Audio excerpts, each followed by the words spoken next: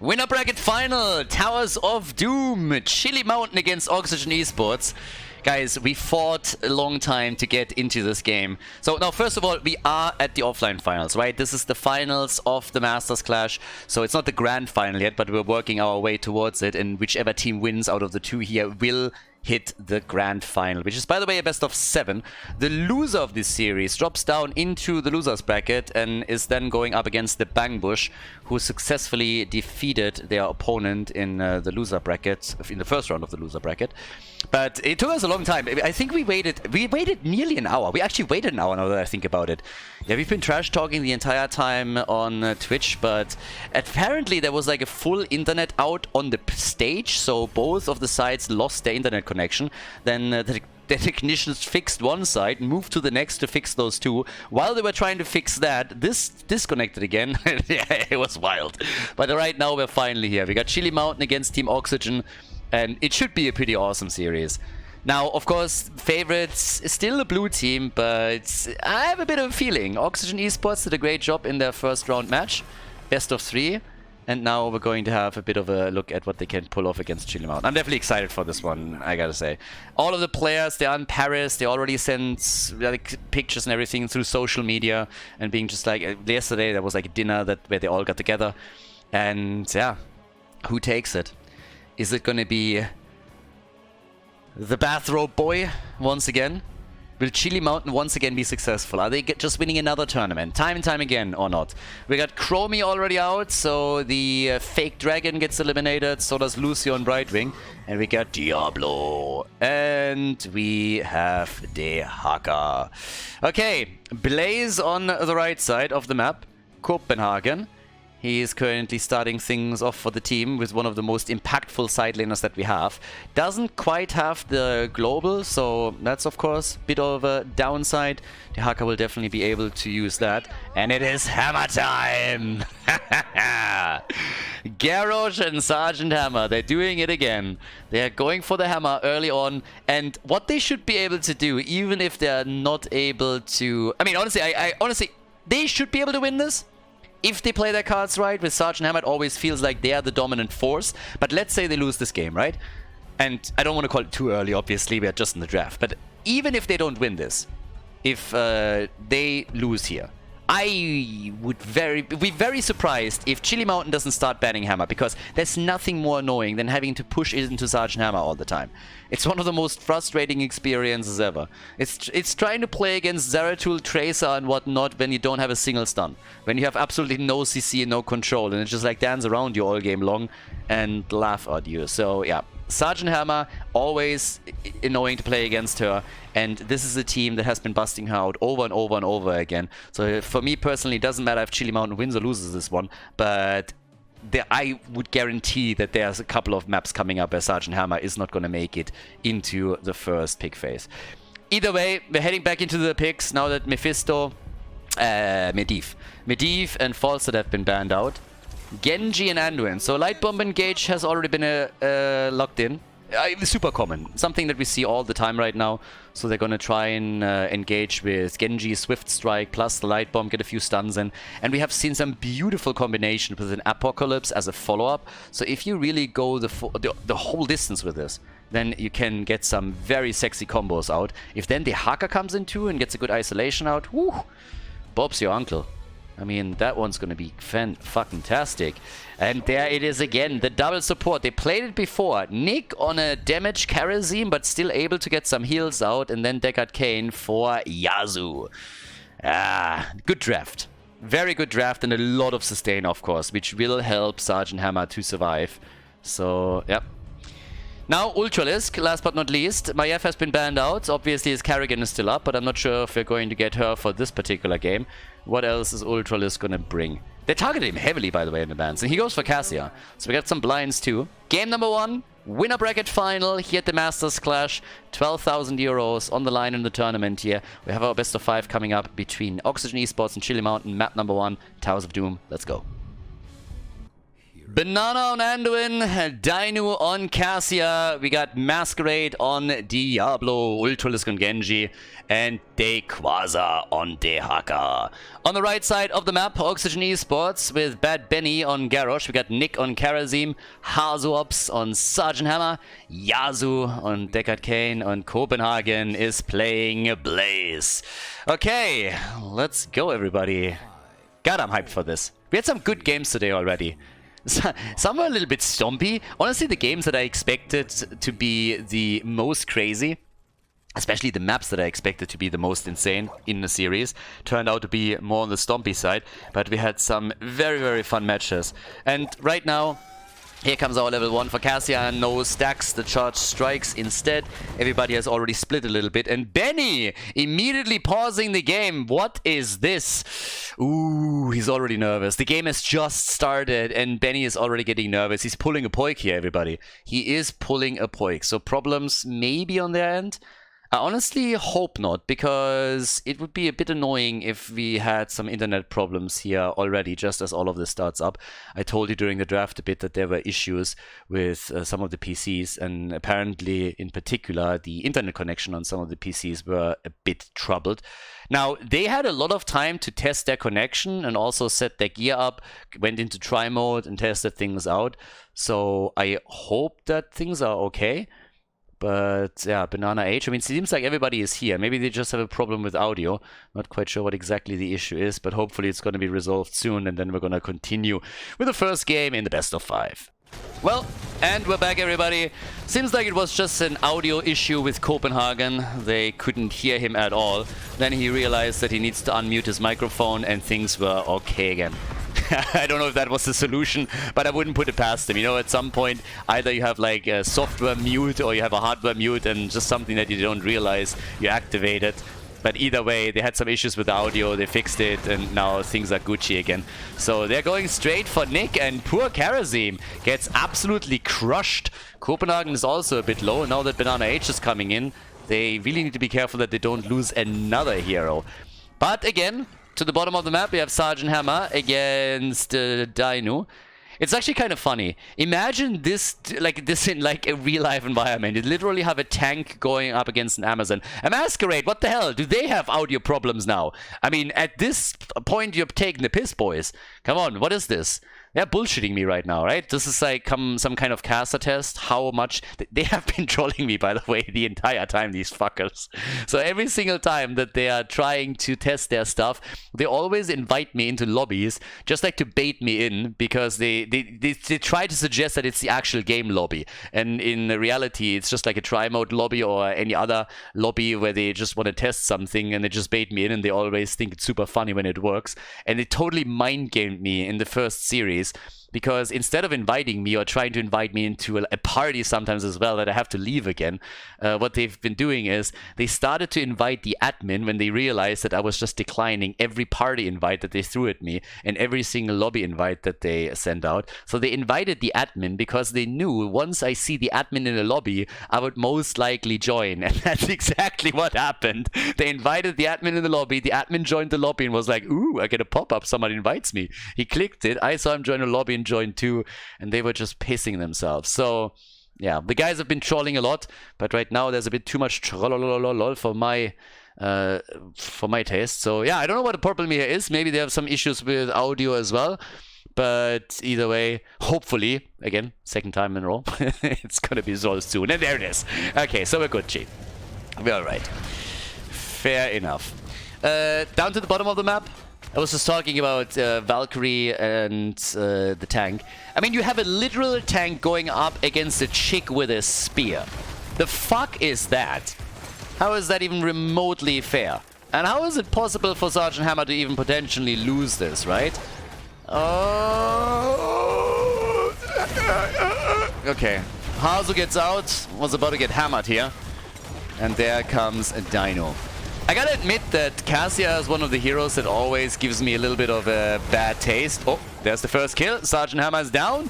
And guess what? Karazim made it out. So nice. 2 kills to 0 for Chile Mountain. Yeah, the reason why this is always a bit strange is because Cassia reminds me a little bit of Wonder Woman.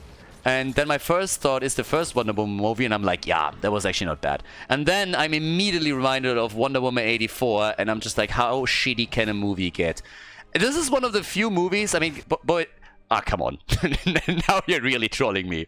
Anyways, so Wonder Woman 84 is one of the few movies that I could not finish. It was actually crazy. I watched that movie, and I made it, I think, 1 hour in. And the second that they went into this fighter jet and he just effortlessly knew everything that he had to do after being like teleported in from the past or whatever the fuck that was, and then her cloaking the entire plane, I was just like, okay, fuck it. It's over. I'm done with this shit. I can't watch this crap. I have suffered enough. If you watched Wonder Woman and you made it through the entire movie, and I'm talking specifically about the second part, not the first one, then you are either insane and you need professional help, or you have a much bigger bullshit tolerance than I do. But yeah, every single time that I see Cassia just like running around with this, you know, like that's one of the things that pops up in my head. And yeah, it's not quite Anduin level, but either way. Anyways, so apparently Masquerade dropped, if I saw that correctly.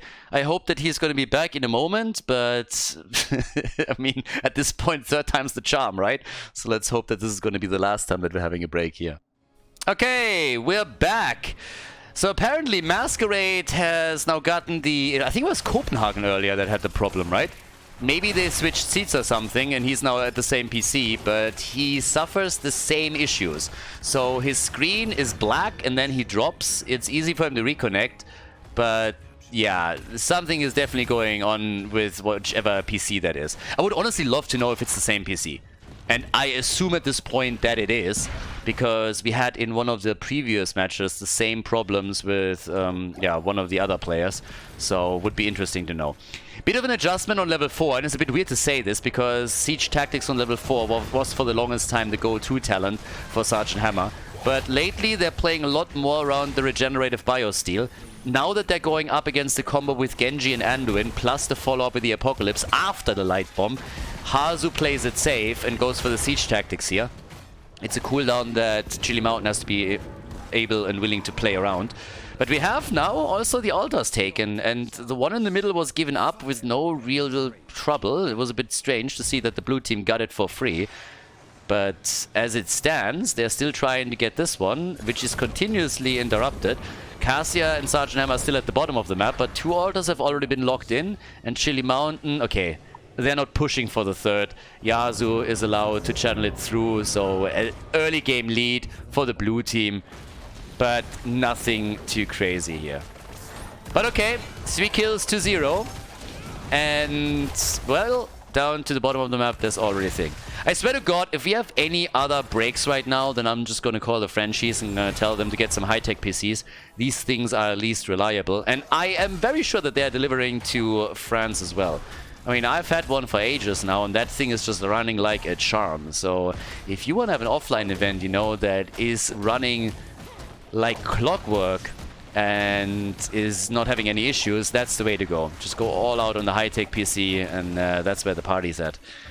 Okay, these things run like hot butter through cheese, I tell you. I've got experience with that. So, 3 kills to 0. Chili Mountain, they get the kills, but they don't really have an experience lead. There's a bit of an advantage that they're running also on the points on the core. Nothing too crazy. Now we got on the left side still Masquerade and Banana doing their thing. Somebody's already jumping back out here, but they are now using Sergeant Hammer with a level 7 talent. The Hover Siege mode to start pressuring the front here. So that's another big one. The Haka is already up at the top. And with that, we got the next altars up. And it is a double altar. Okay, so this could be now 2 or at least 1 for Oxygen Esports, considering that they have, with Sergeant Hammer, finally the mobility that they need for him. But Garrosh gets caught here. Okay, Garrosh gets caught. And, well, here comes the move. They're trying to go for Bad Benny, but at the same time, they're attempting to turn it around with a lot of the CC that comes also from Deckard Kane. Dehaka is also playing race card, and Dequaza is trying to put the pressure onto Hazops. Didn't work in this case.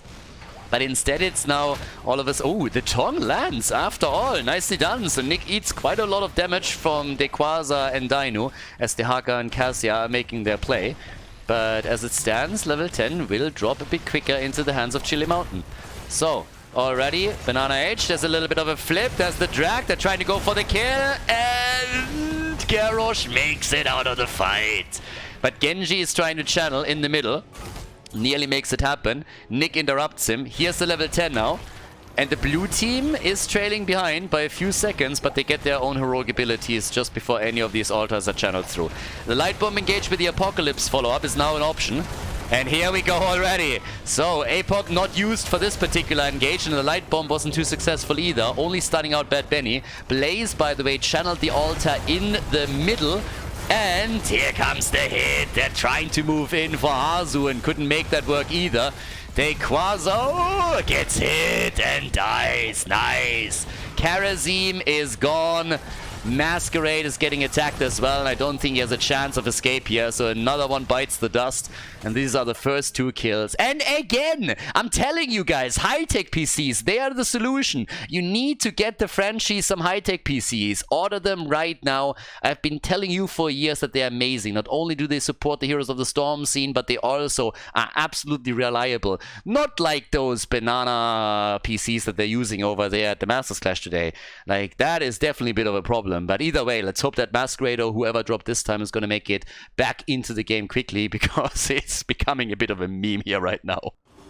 And we're back. Admin resumes the game. Apparently Masquerade disconnected again.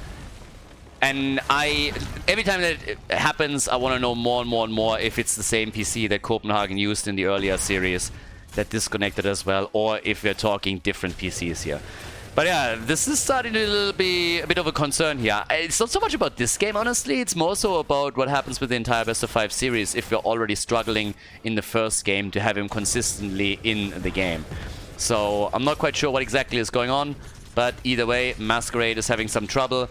So let's hope, fingers crossed, that things are going to be smooth sailing from here on out. But of course, for all the players involved, it is a bit annoying that we have these continuous interrupts. Dequaza, talking about interrupts, he's getting interrupted heavily with his death. And that's a 5-man rotation that immediately led to another kill for Oxygen Esports. Now they got 3 kills in total. When it happened the last time for Copenhagen, I think he disconnected twice, and then afterwards things were fine. But yeah. We'll see. Let's just hope that this was the end of it. So, with the ults and everything, we now go into a battle for a single altar. We have 28 points against 32. So, still that slight advantage for the blue team after they initially, in the first altar rotation, took 2 out of the 3.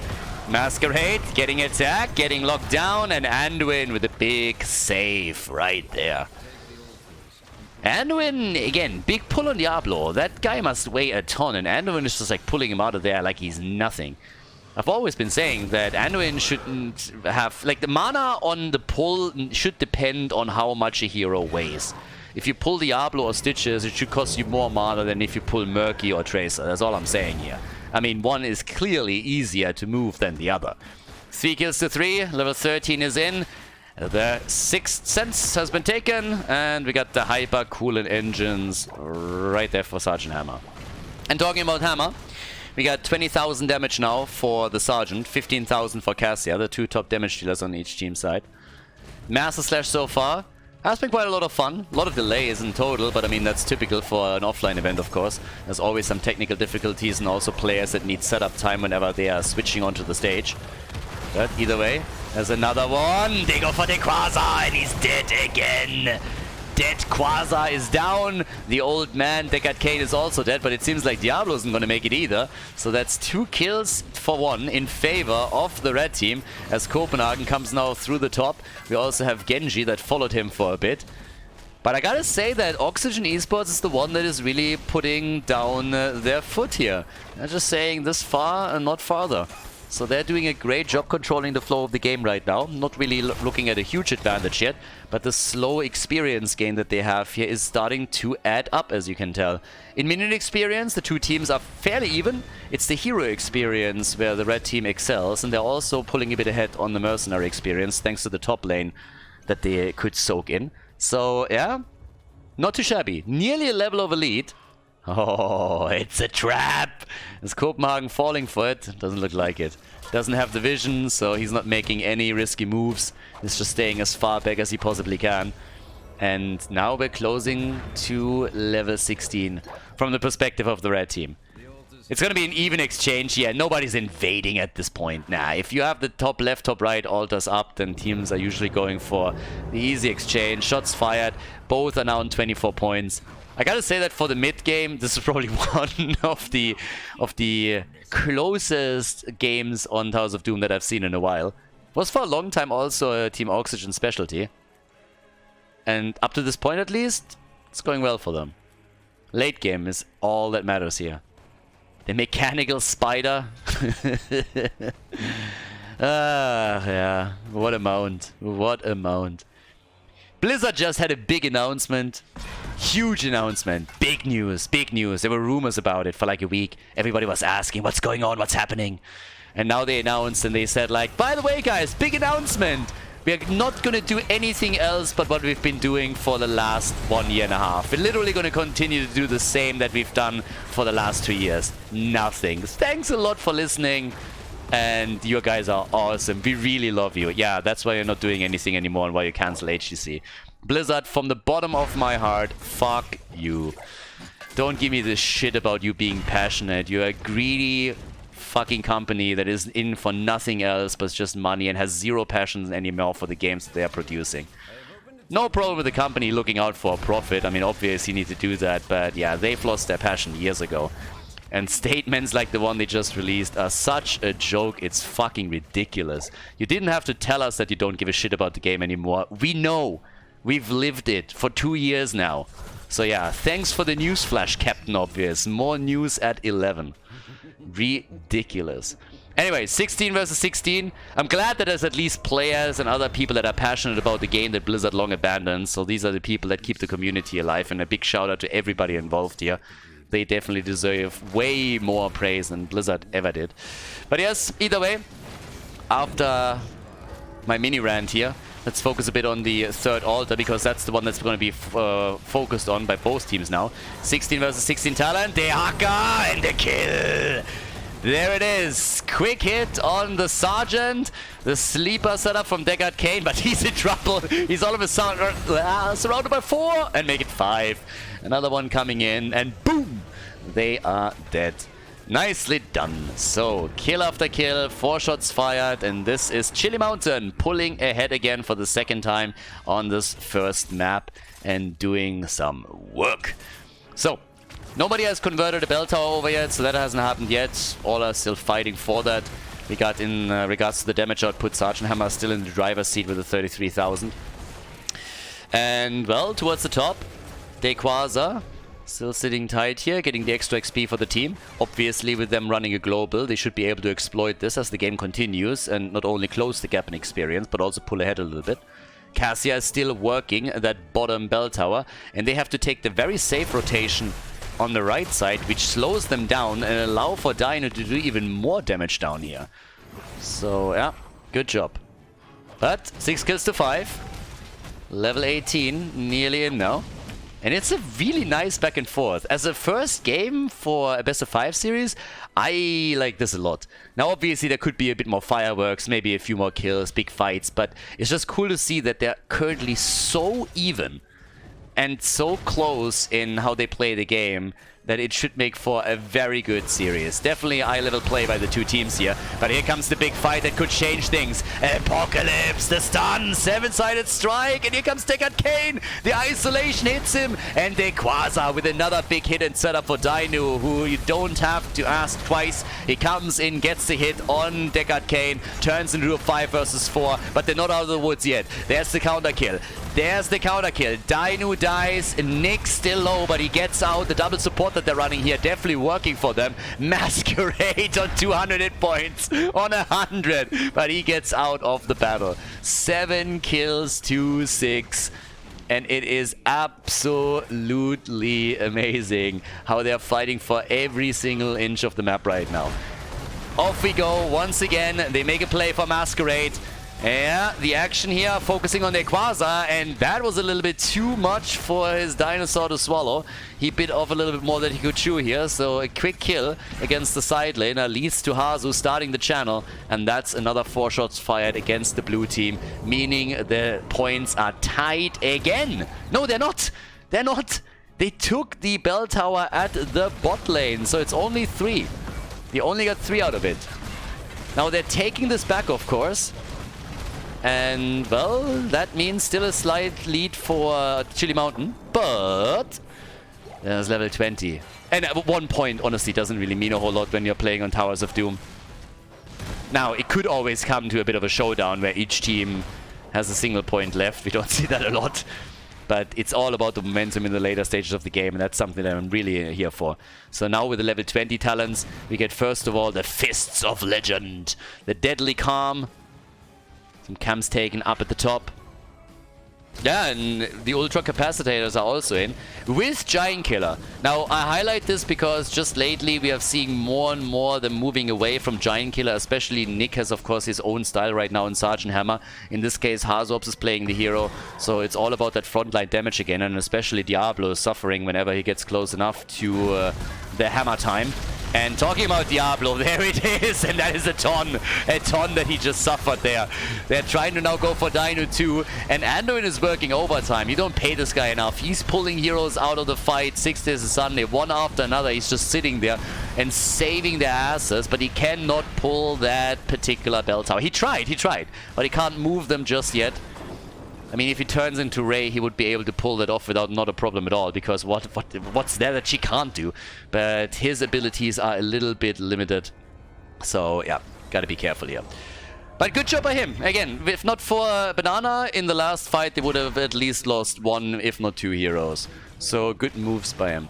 Now we got 7 to 7 kills, and it's again a single altar. Already the punching. Nick coming in with the big ones. They're getting a kill on Genji. Dino's still alive here. Masquerade gets attacked, pops the Apocalypse. Hazu gets hit by it, but has the siege tactics ready for it. 56,000 damage, and look at Nick. Hit after hit, and he's following Dino now, at least trying to. The Haka's coming into. What the hell? The chaos is real. And Nick is just punching people.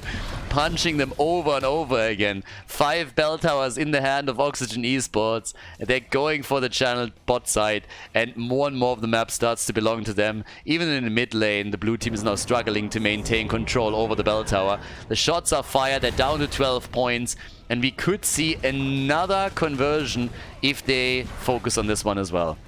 But boy, are we in for a bit of a late game. Now, top lane is probably the only one where the blue team is currently having the upper hand. But Benny is sitting again at the side, hoping to get a grip on anyone here. Just grabbing someone and pushing them back into the team. Dehaka tight in the middle, defending the bell tower. And Blaze has now claimed a bit of the camp here on the right side of the map, so Copenhagen, without any real trouble, has this already. And it honestly seems that the third time was a charm. Masquerade is so far stable, so everything seems to be Gucci for now. Boss gets taken. They're too late. Yeah, they can't go for this. So that's 4 shots. Guys, we are on 12 points to 12. But this is the problem. They're losing more and more bell towers. This is now a 6-2 position that Oxygen Esports finds themselves in. And as long as they're holding that bot lane, that next altar phase is going to be brutal. It is a double altar, so technically each team, not each team, Oxygen Esports could win it if they get both. It's a bit unlikely, but first and foremost, we're talking about the pumpkins here. 7-sided strike, they scored 1 in, and 2 make it 3. Single digits, and Diablo is dead. Masquerade gets murdered at the front. Now it comes at a cost, the top gets retaken, but it's still a 5 versus 3 bell tower spot that they are in. And of course now the altars are also activating another 7 seconds, and we're talking about an exchange most likely. So with the 5 shots fired, it means 4 points left on Chili Mountain's core, and you all know what that means. That means that one single boss is gonna end it. Team? Ooh, he's safe! How the hell did they not kill him? damn, Bad Benny somehow surviving through that. I thought when the wall stun hit and they had trouble getting him out of the stun that he was done for, but no, he survives. Now we have 4 points to 9. Yeah, exactly. That one, yes. And they're retaking the bell towers. The problem is it doesn't matter anymore. Now those bell towers, they don't matter as much any longer because all that Oxygen Esports needs is a single bell tower. Sorry, a single altar. If they have an even control with the opponent, they just need one. It's all they need, just one. And the game's over. Damage, Sergeant Hammer's at 65,000, Cassia at 53k. And just to give you a little bit of an idea, if you're looking over to Karazim, played by Nick here, again, not necessarily as a second support, but more so as a hybrid between a damage dealer and a support, he is at 44,000 damage now. He is currently the 3rd highest damage in the game. So the 7-sided strikes that he's putting out there and all of the punching really working out for him. Big, big damage there. And level 16 in particular, of course. Smexy has started all of this. Smexy really started to bring Karazim back into the meta and really punching people out hard with him. And right now, he is a regular. So at this point, we currently have also the play made for the altar in the middle. This could literally be the last big play here. One altar is all that Oxygen Esports need. So, yep. Up towards the top, 2 minutes for the boss. So still quite some time until that becomes relevant. But now they're moving through the middle. Okay. Final altar of the game? Or a chance for Chili Mountain to bring it back? Let's find out. We got our first map in the winner bracket final. And each team here is super eager to be the one to take the lead in the series. And for Oxygen Esports, it would of course be a big step if they could already shut down Chili Mountain on the first map here. So, let's go. So, I mean, Masquerade, careful. They're really, really trying to get into a good position here. But they're also isolating Masquerade a bit on the right side. And good damage, damn. Dequaza got wrecked here at the beginning. Oof. That one hurt. It really did. So, yeah, Sergeant Hammer is going to have his ult back. Can always poke that out and make it very difficult to channel. But the range is another problem. They have mad range here. And Dino is getting hit time and time again. And with all of the heals coming from Banana H, I mean, at some point this is going to become a bit of a problem. So blinds are already connecting. They got Kane with a stun. Good pull from Anduin. First cooldown being used. And they're isolating the Haka a little bit as Ultralisk is moving in with another quick light bomb engage. Ah, the old man with the Sleeper setup, but not hitting anybody. Nobody's listening to those shitty stories anymore. Instead, they are now focusing on Masquerade in Copenhagen. And Copenhagen doesn't have the bunker. No bunker for him. They're going to lose him. But no, they're saving his ass. What? He finally dies to the Haka. But that's still a 1-for-1 trade. Diablo didn't have the souls, and now the channel is starting, and they cannot let it happen. They will have to push into this. This is a nightmare for Chili Mountain, an absolute nightmare. Dino, he's fighting. Dehaka has already died. Dino trying to get some kills. It's not working out. Gets flipped by Garrosh. They're all low. Banana is the first one to fall. Dino falls shortly after. Only Ultralisk is alive. He zips out, but the channel has started, and this is game. The lead in the best of 5 goes to Oxygen Esports as they are victorious on Towers of Doom. GG and well played. Before we head into game number 2, make sure that you subscribe to the channel if you haven't done it yet so you don't miss out on any future content here on Khaldor TV. Aldrich Pass, second map in the best of 5. Guys, we got Chili Mountain down 1 map. Now, the same happened to them in the first round of the tournament in the winner bracket. They were able to turn it around and win 2 in a row, but Oxygen Esports, they look good on the first map. I like it. So they are definitely applying some pressure here. And Aldrich Pass has been the map choice of Chili Mountain. Alrighty. Let's go. Are they gonna stick to Masquerade trying to lock Inubarak in here? Or do they have a bit of a different strategy prepared now for those finals? It's honestly awesome. Again, players are playing in an offline environment, and every time you are talking about an offline event, there are certain problems that come with it. Technical difficulties are usually the norm, and it's also taking longer for the players to set up on stage, as they have to just, like, you know, switch out all of their gear whenever they have to play. But it's just cool because they're playing in front of an audience, they're playing next to their, to the other players on the team. And it's kind of fun. It's like a completely different environment, and there's a reason why there's certain players that thrive in an offline environment and why there are others, you know, that struggle a bit and feel like there's more pressure on them. So right now we got Blaze locked in as the first pick, once again, for Oxygen Esports, also taking it away from the Quasar. But there's Genji and Hogger. They really like their early Genji picks now. Of course, the immediate question when you see Genji is, are they going to go for Anduin again? We had some games with Uther. We even had a game where they played a double support Masquerade on Uther as the second support and main tank. And then a second full support here from Banana Age. And there's Sergeant Hammer again. I personally called in the first map that they would ban Sergeant Hammer and get rid of it. And apparently I was wrong. So Chili Mountain, they're a glutton for punishment. There's, by the way, the Tyrael pick that I already predicted last match, not last map. So, yeah, Sergeant Hammer, once again. I don't really know why Chili Mountain is looking for pain, but they looked at game number 1 and was like, what was the problem? Was it maybe giving the Germans the tanks? Nah, that can't be it. I mean, there's a lot of French players on that side, so they should really read up on history a little bit. There's certain things that you just don't let the Germans get away with, and Sergeant Hammer is one of them.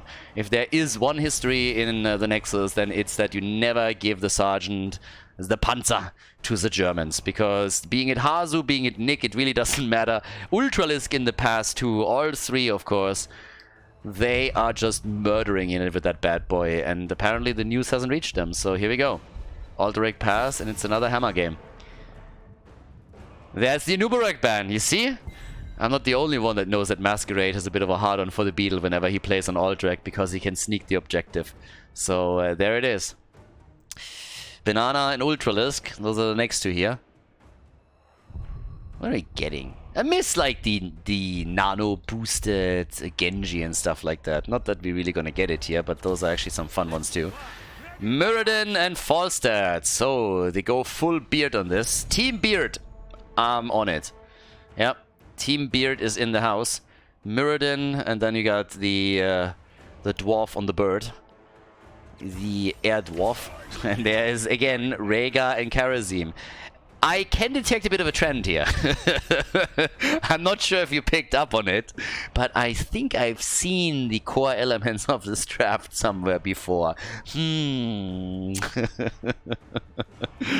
So yeah, they really love that double support play. Karazim has enough damage to... I mean, it's not a clean double support, right? It's not just like a support, but it's really something where they have with Karazim an option to get good damage out, and they use that. He was third highest damage on the last map, and I think he got 60,000 in total.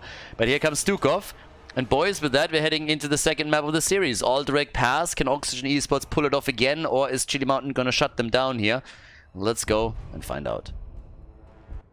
Chili Mountain on the left in the second game with Banana H on Stukov. We got Ultralisk on the birdie, and Dino playing Genji, Masquerade on Muradin, and Dequaza is playing Hogger. On the right side of the map, here we go. Tyrael, played by Bad Benny. We got Nick on Karazim, Copenhagen on Blaze, Yazu on Rhaegar, and Hazuops is playing Sergeant Hammer. Yeah, once again, it's Hammer time in the Nexus. They're getting hammers everywhere. Muradin on one side, the Sergeant on the other. We got the Robot Dog over here, just heading into battle, as Copenhagen is riding his little Zergling. Dequaza is the only one currently sitting tight there. Ultralisk up at the top. It sucks a little bit, a bit of bird. I like that. He really predicted as well. So Ultralisk coming in with the German efficiency and immediately sniffing out where Nick is. But there's going to be quite a bit of punching too. And I can already tell you who got the worst end of that little exchange. Especially now that Bad Benny also said hello and dropped the bird even more in hit points. Yeah, and Masquerade is already chasing the doggy, and it seems like Yazu is dead. I mean, if the Stormbolt hits, he's dead. He's doing his best here to dodge it. Where are you going? Where is Yazu going? I think he got lost here. Oh boy, and I thought the Vikings weren't in the game, but apparently somebody snuck in and has disguised himself as Rhaegar. Where does he end up this time? I mean, hardcore dodging and trying to evade the Stormbolt that never comes.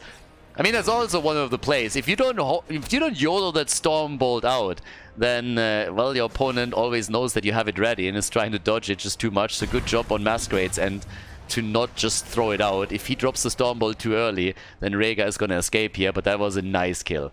So yeah, that one was fun. Now, we have one stack for the frequent flyer. And down to the bot lane, a Dinu, Banana H. By the way, if you read Banana H backwards, it's Hanana B.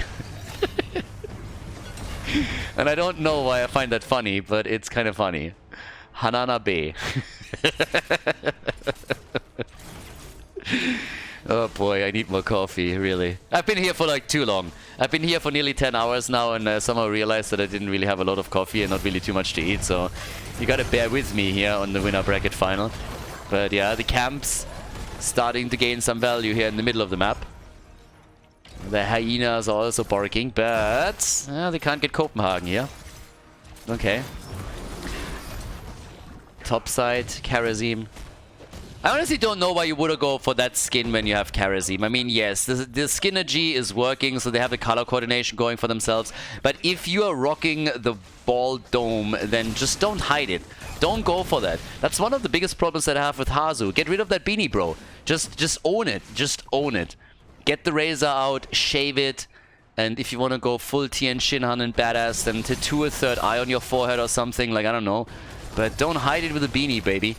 Nope. Same here at the top. Nick, I mean, you go either full bald or you don't, but hiding it like that in a bit of a Christmas costume, that's just not a thing. That's not cool. You have to own it completely. So, yeah. Yasuo and Copenhagen, they go for the camp. Those poor Gnolls are obliterated again. Do you think when they see Quasar coming with Hogger, they think that they're gonna get... I mean, think about this for just a second. You're like a dirty Gnoll, you're just sitting there, you're minding your own business, you're trying to have a bit of a barbecue or whatever. A nice old Barbie, and then all of a sudden there comes another Gnoll, and you're like, oh my god, do you want to have a beer? Do you want to sit down and help us? And then he just starts attacking you? That's not cool. Like, I would feel betrayed. I mean, that might be his brothers or something, like, right? Maybe his sister, I don't know. These all look the same to me. So I don't know. Might be whatever. But either way, I would be feeling very heavily betrayed if one of my own would all of a sudden coming in and just murder me like that. Just so that he can push me onto the lane and push me around there. Brightwing is back. Hanana B. Exactly! Hanana B! I told you! Brightwing is back to business again. Yeah, we're gonna get that a lot today. So Brightwing is still invading the game, even when Brightwing isn't here. Also, now that I say that, Brightwing, get the fuck out of here. You're not even in the game. Totally not cool. So yeah, but Hanana B, that's definitely true. Masquerade is jumping out, bit of counter damage here. It's actually amazing that we're not seeing any bigger action just yet. It's a little bit of a replay of what we've seen the first time that Alterac Pass was played in this tournament. So everybody... No! I mean, come on, bro. Really? Again? Masquerade is here, so who is it this time? Who is it this time? Quasar is still here. He didn't drop. Ultralisk is still here. He also didn't drop. And down here we got Dino Banana Age. So whatever it is, it's definitely not anybody dropping. At this point, I just believe that Masquerade is trying to troll us a little bit. I was just about to say how we hadn't had any big fights yet, and how the thingies, the prisoner camps, exactly, how they weren't attacked yet either, so nobody made a play for the objective. And it's pretty common when you're playing on a higher level that teams don't make a move for the objective until they have level 7. Sometimes it's even delayed until level 10. But right now, we're not seeing a lot of aggressive plays. I mean, don't get me wrong, there's the occasional gank up on the lane where they're trying to get a kill, but nobody is really pushing it too far. Nobody's fully committing to anything just yet. They're just soaking the experience, as you can see here, for example. A bit of a lead even for the blue team, as they're getting slightly ahead here. But there's nothing that really forces the issue just yet. The only thing that is really different between the two teams is at the end of the day that we have a bit more damage done through that one hero kill from Chili Mountain. And that was mostly because Rhaegar was just caught off guard a bit by the rotation and dodged out in... Well, he didn't even dodge out into the wrong direction. They just cut him off completely. And so there was nothing else to be done. But now they're trying to go for Sergeant Hammer down here. Masquerade, yeah, gets bitten. There's the Storm Bolt. Yeah, gets slowed. And Rhaegar is alive. He's alive! Rhaegar made it out. But that was close. For just a second I was like, well, you might have screwed up a little bit. Bad doggy. Bad doggy. Now, they get the lead here. Benny is already moving in on his bottle ship. Yeah, bot lane pressure. I mean, boys, you gotta make a move. You gotta make a move or you are... They are giving it up? What? Really? Okay, no, they finally are making a play for it. But damn, they're low. 2 seconds and the interrupts keep coming. Guys, they're losing it. It's over. First objective, a freebie for Chili Mountain. Yeah, sometimes that level of audacity just makes sense and works out for you. So there we go. They're able to get the hits in.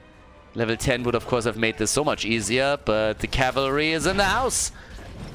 Cavalry is coming in, and there is also level 10. Half level lead and the cavalry. This could be bad for the red team. Oxygen Esports is already losing some of the towers in the mid lane. Up at the top, Hogger against the Haka. So where do they focus on next? It's definitely going to be a significant amount of damage on those forts. I don't think that one fort is going to be eliminated. But yeah. Well, then again, top lane isn't looking too great. And yes, I know, Bad Benny is now moving in with Tyrael. But still, that is a lot of damage that is being dished out here. That thing is going to drop down to at least 50%. Judgment! The birdie got judged, and he was judged to be extra crispy, spicy, and delicious. And so they just ate him up. Nice, I like it. Judgment into 7-sided strike. And the spicy birdie right there. Oh boy, yeah, that tasted good. Great job there. Spicy bird. Was a good kill. An aggressive performance also by Tyrael. So yeah, now they're making another move for the camps. But I like it. Judgment is always awesome when he gets played. Judgment, especially with Light Bomb, is kind of fun too. There's a lot of good stuff that you can do with Judgment, but it's not really the common talent for Tyrael. Most of the time it's still Sanctification. But in the last year, Judgment gets played a lot more often. And it's fun. It's honestly fun. So, either way, we got now at the top, Ultralisk. I was like, yeah, you're not going to do that alone. That's not happening. If you just try to sniff it out, fair enough, but still. So they're trying to go for the boss at the bottom of the map now. And I don't really think that the red team knows about it yet, but Tyrael is now sneaking down because he's trying to see if it's happening. And I guess he knows by now. But it's a bit... Is it late? They're rotating in. And they might just be able to hold this. Yeah, they don't have Sanctification now. Keep that in mind. So they let the boss go. Judgment! But on Muradin, where's the 7-sided strike when you need it? There it is, but it may be a little bit too late. If they go for isolated target, they're going to have a bit more success with that. Muradin might not be the optimum target there either. Boss is already... Wow, they're actually going for it. Damn, even in plain sight of the other team, there is no way. They have level 13. What are you doing? I mean, there's no way they're going to do this. They're just prepping it for the blue team at this point. If any one of these two teams is going to try and make a boss play, it's going to be Chili Mountain. I mean, let's face it. They have level 13 talents. So they have the lead here. And they got the Mighty Gust also. And they got Stukov. There is, of course, a lot of sustain with the double support here. But still. Yeah. Sergeant Hammer still doing work. Hammer with 16,000 damage. 22,000 for Genji. Okay, so now we got at the top. Dino loves bosses. He loves nothing more than going for bosses. Every single time that Dino is suddenly missing on the map where a boss is up, you know exactly where it is. You don't even have to check. So he's already starting the boss up at the top. 13 talents are ready. And, well, with level 13, what we're getting here is actually the holy ground. So technically, you can now try to steal a boss or just block a path of any hero. And Genji is still on it. And they're not checking. They have to be suspicious. I mean, at some point, again, it's Dino. Have you ever played against Dino on Tomb of the Spider Queen? The second that he disappears, you know exactly where he is. But they're taking it. They're actually getting it. So they sneak the boss in at the top. And Oxygen Esports just didn't realize it. They didn't realize what was happening. They were probably thinking that Dino is sitting somewhere in the bush trying to get a kill. But no, instead the boss is taken. Stukov helped out a bit towards the end. Judgment! They really want him, and they're not getting him. The Quasar gets away. The Gust into the forward range. They wanted a bit too much here, didn't they? So yes, there's the kill. Stukov down. Tyrael down. Can they get maybe some value from the explosion? Nope. Nope. Not really. Muradin got scratched, but that's it. And, well, while the blue team can now go for the objective, it seems that Oxygen Esports is going to be forced to defend the top lane. It's not really looking that great. Only 4 kills, 10 minutes in. HCC flashbacks for sure here. But we have another boss getting attacked. And they're trying to go for the objective. So they're really applying pressure on every single hotspot on the map against Oxygen Esports. And Oxygen is struggling with this a bit. They're trying to defend their own prisoner camp now, but nobody is even checking down yet the bot lane. Tyrael is making his way over, but he's way too late. That boss is already taken. So now we have another defense that they need to set up. And during that time frame, level 16 is hitting for Chili Mountain, and we're likely having another prisoner camp taken. So yeah, there it is. They're starting to make their way over here. 20,000 damage for Sergeant Hammer, 25,000 for Genji. This is working way better for Chili Mountain now against Sergeant Hammer than it did on the first map. Now, they don't even defend the bot lane. They're not even trying. That fort is gone. They know that. So nothing that they can really do about it. But they can try and defend the objective. So that's what they're focusing on the most now. But that bot lane is gonna suffer. There's a lot of minions too, so... whew. I'm not so sold on this. They have no global that they can use here, that's a problem. But in team fights, I mean, the whole idea here is really to have the sustain in team fights that they can use. But the channel has happened, so now they get even more progress towards the objective. Sergeant Hammer is sitting in the middle of the map, so they don't lose more there either. Judgment! And the Gust right away. 7-sided. Nope, they moved in. Didn't really do enough damage. The tactic is not working. Not even a little bit. They were trying to go for these isolated moves with the Judgment into a 7-sided strike, and it's just not having the effect that they're hoping for. They're fighting without level 16 right now, trying to prevent the objective from being taken. Yasuo might be able to channel it through, and yes, they took it for now. So there's a kill, but the counter kill on Karazim, it's a 1-for-1 trade and supports, but that means that the blue team doesn't have one left. And Blaze dies. Blaze dies. A few more interrupts, but it seems like another cavalry is inevitable. Chili Mountain, they lock in the second objective. And as all of this happens, the boss and the minions at the bottom of the map have already reduced the keep to 50% of its HP. Oh boy. Yeah, that's now... this is gonna hurt. I mean, Stukov isn't back yet, but he's gonna make it back into the game just before we're seeing Blaze return. Yasuo dancing. I mean, you can troll around a little bit, but if that Stormbolt hits you, you're likely dead, so be careful. It's also level 17 versus level 18, so this is getting really tricky. And again, they go for Muradin.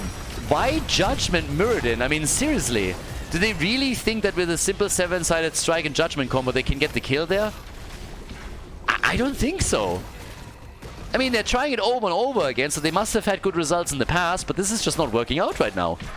They've been going for Muradin multiple times, and even if the goal here is to get him alone and then fully unload the 7-sided strike, all that the blue team has to do is throw a few more people into the ult, and they are going to just share the damage. So now the first keep is gone. The second keep is so low that it's likely going to fall too as soon as they're making a proper push for it.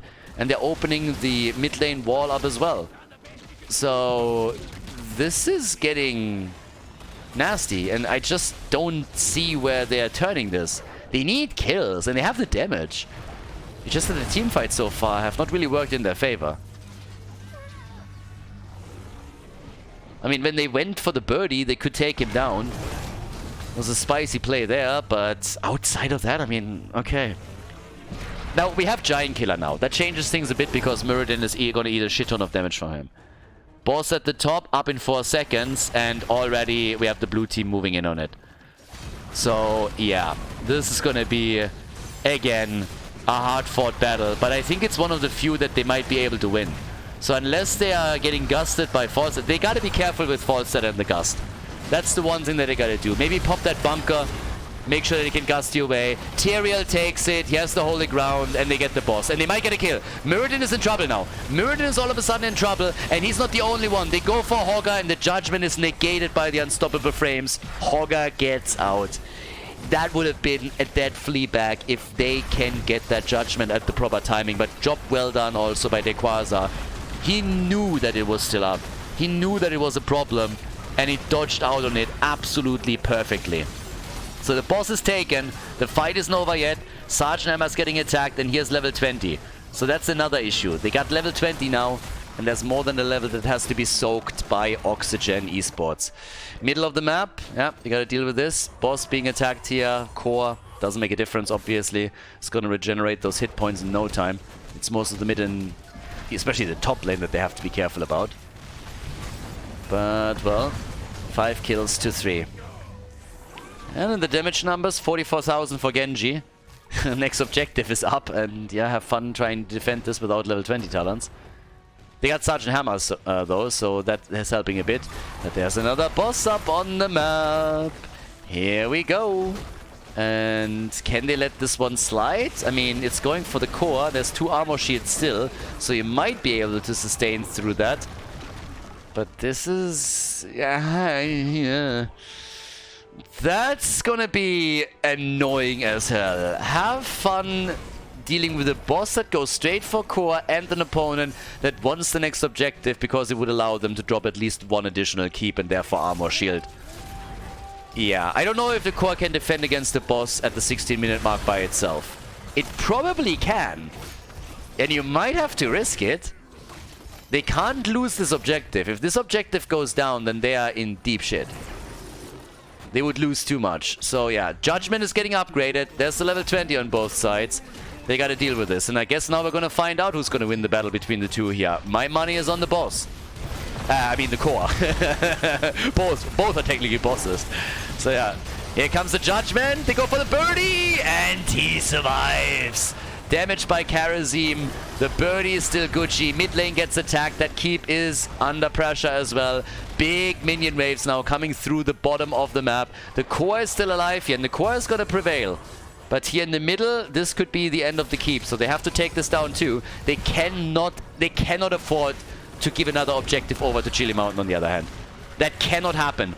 Ultra Capacitators, Hazu, the Ancestral. And here comes the Judgment again. They want that bird, and they get that bird. But Rega is dead too. They still got Karazim for the heals, and they want to go for Banana Age, and he should die. They should lose another hero here. Nice move by Bad Benny, cutting the path of retreat off with the holy ground.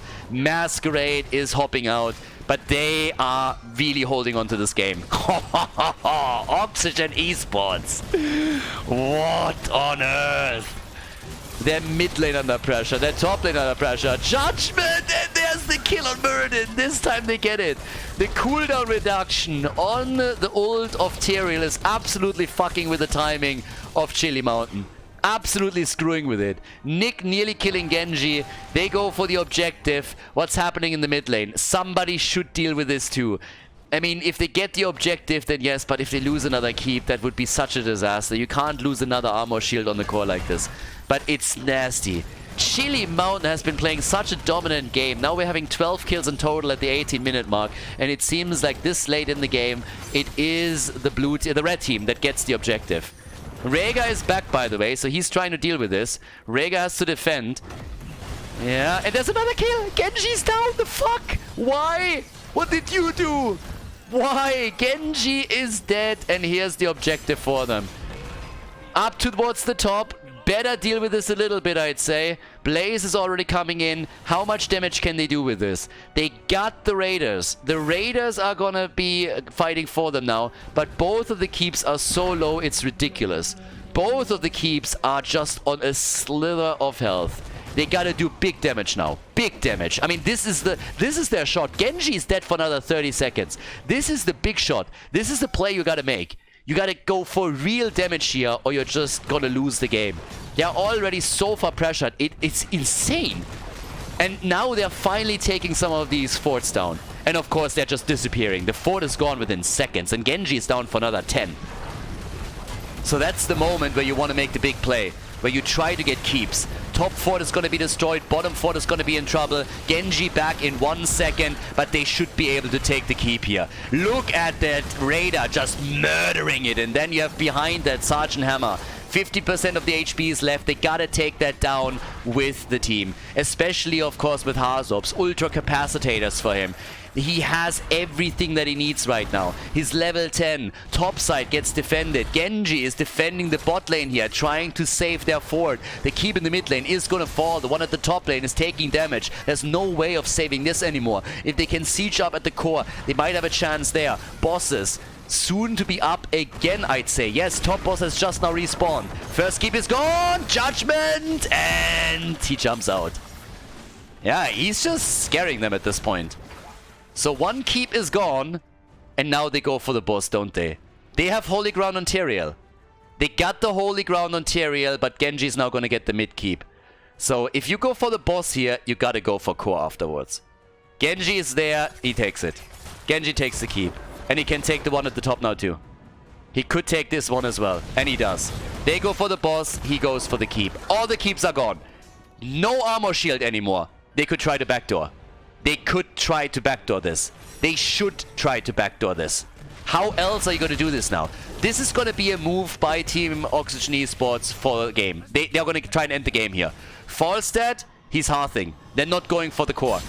I think without armor shields, they should be able to do a lot of damage here, even if they just get the birdie in. But this is the moment. Oxygen Esports, they want to end the game here. And honestly, I think they can. I really think they can. Nice move by the Quasar. Again, negating the stun. But here comes the Ancestral, so that one's out already. Bunker is also used. But look at this. 2 of the armor shields are gone. Guys, they got this. They could end this. Chili Mountain needs kills. They need to kill somebody here. And they're trying. They're going for Copenhagen, and he is still alive. Copenhagen is still alive. The boss is getting attacked. Oh, holy shit. This could be game. Do they really get the 2-0 lead? Tyrael, when he explodes, needs to be at the core. He needs to explode on the core. They're so fucking close. They're so close. And that's a kill on Sergeant Hammer. And the game is over. A 2-0 lead for Oxygen Esports as they lock in the victory.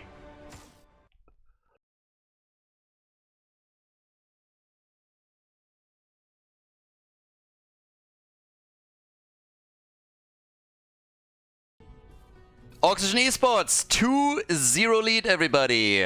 Tomb of the Spider Queen is our third map, and it might be the last one. So yeah, here we go. And finally we got Sergeant Hammer banned. Congratulations, you figured out what the problem is. No, but the last game was kind of crazy. That Chili Mountain didn't win that one. They must be super mad. At the same time, honestly, I looked at this and I really thought that it might have been worth it for them to at least get Falstad towards the opponent's core. They took every single keep down that Oxygen Esports had. If they get Falstad to the core without any armor shields at all, I think he could have forced somebody to hearth back, and then maybe the defense would have worked. But they decided that they just wanted to defend with the entire team, and I'm not sure if that was the right choice. I initially really thought that they would try to just backdoor, or at least get 2 or 3 heroes on the opponent's core and backdoor it.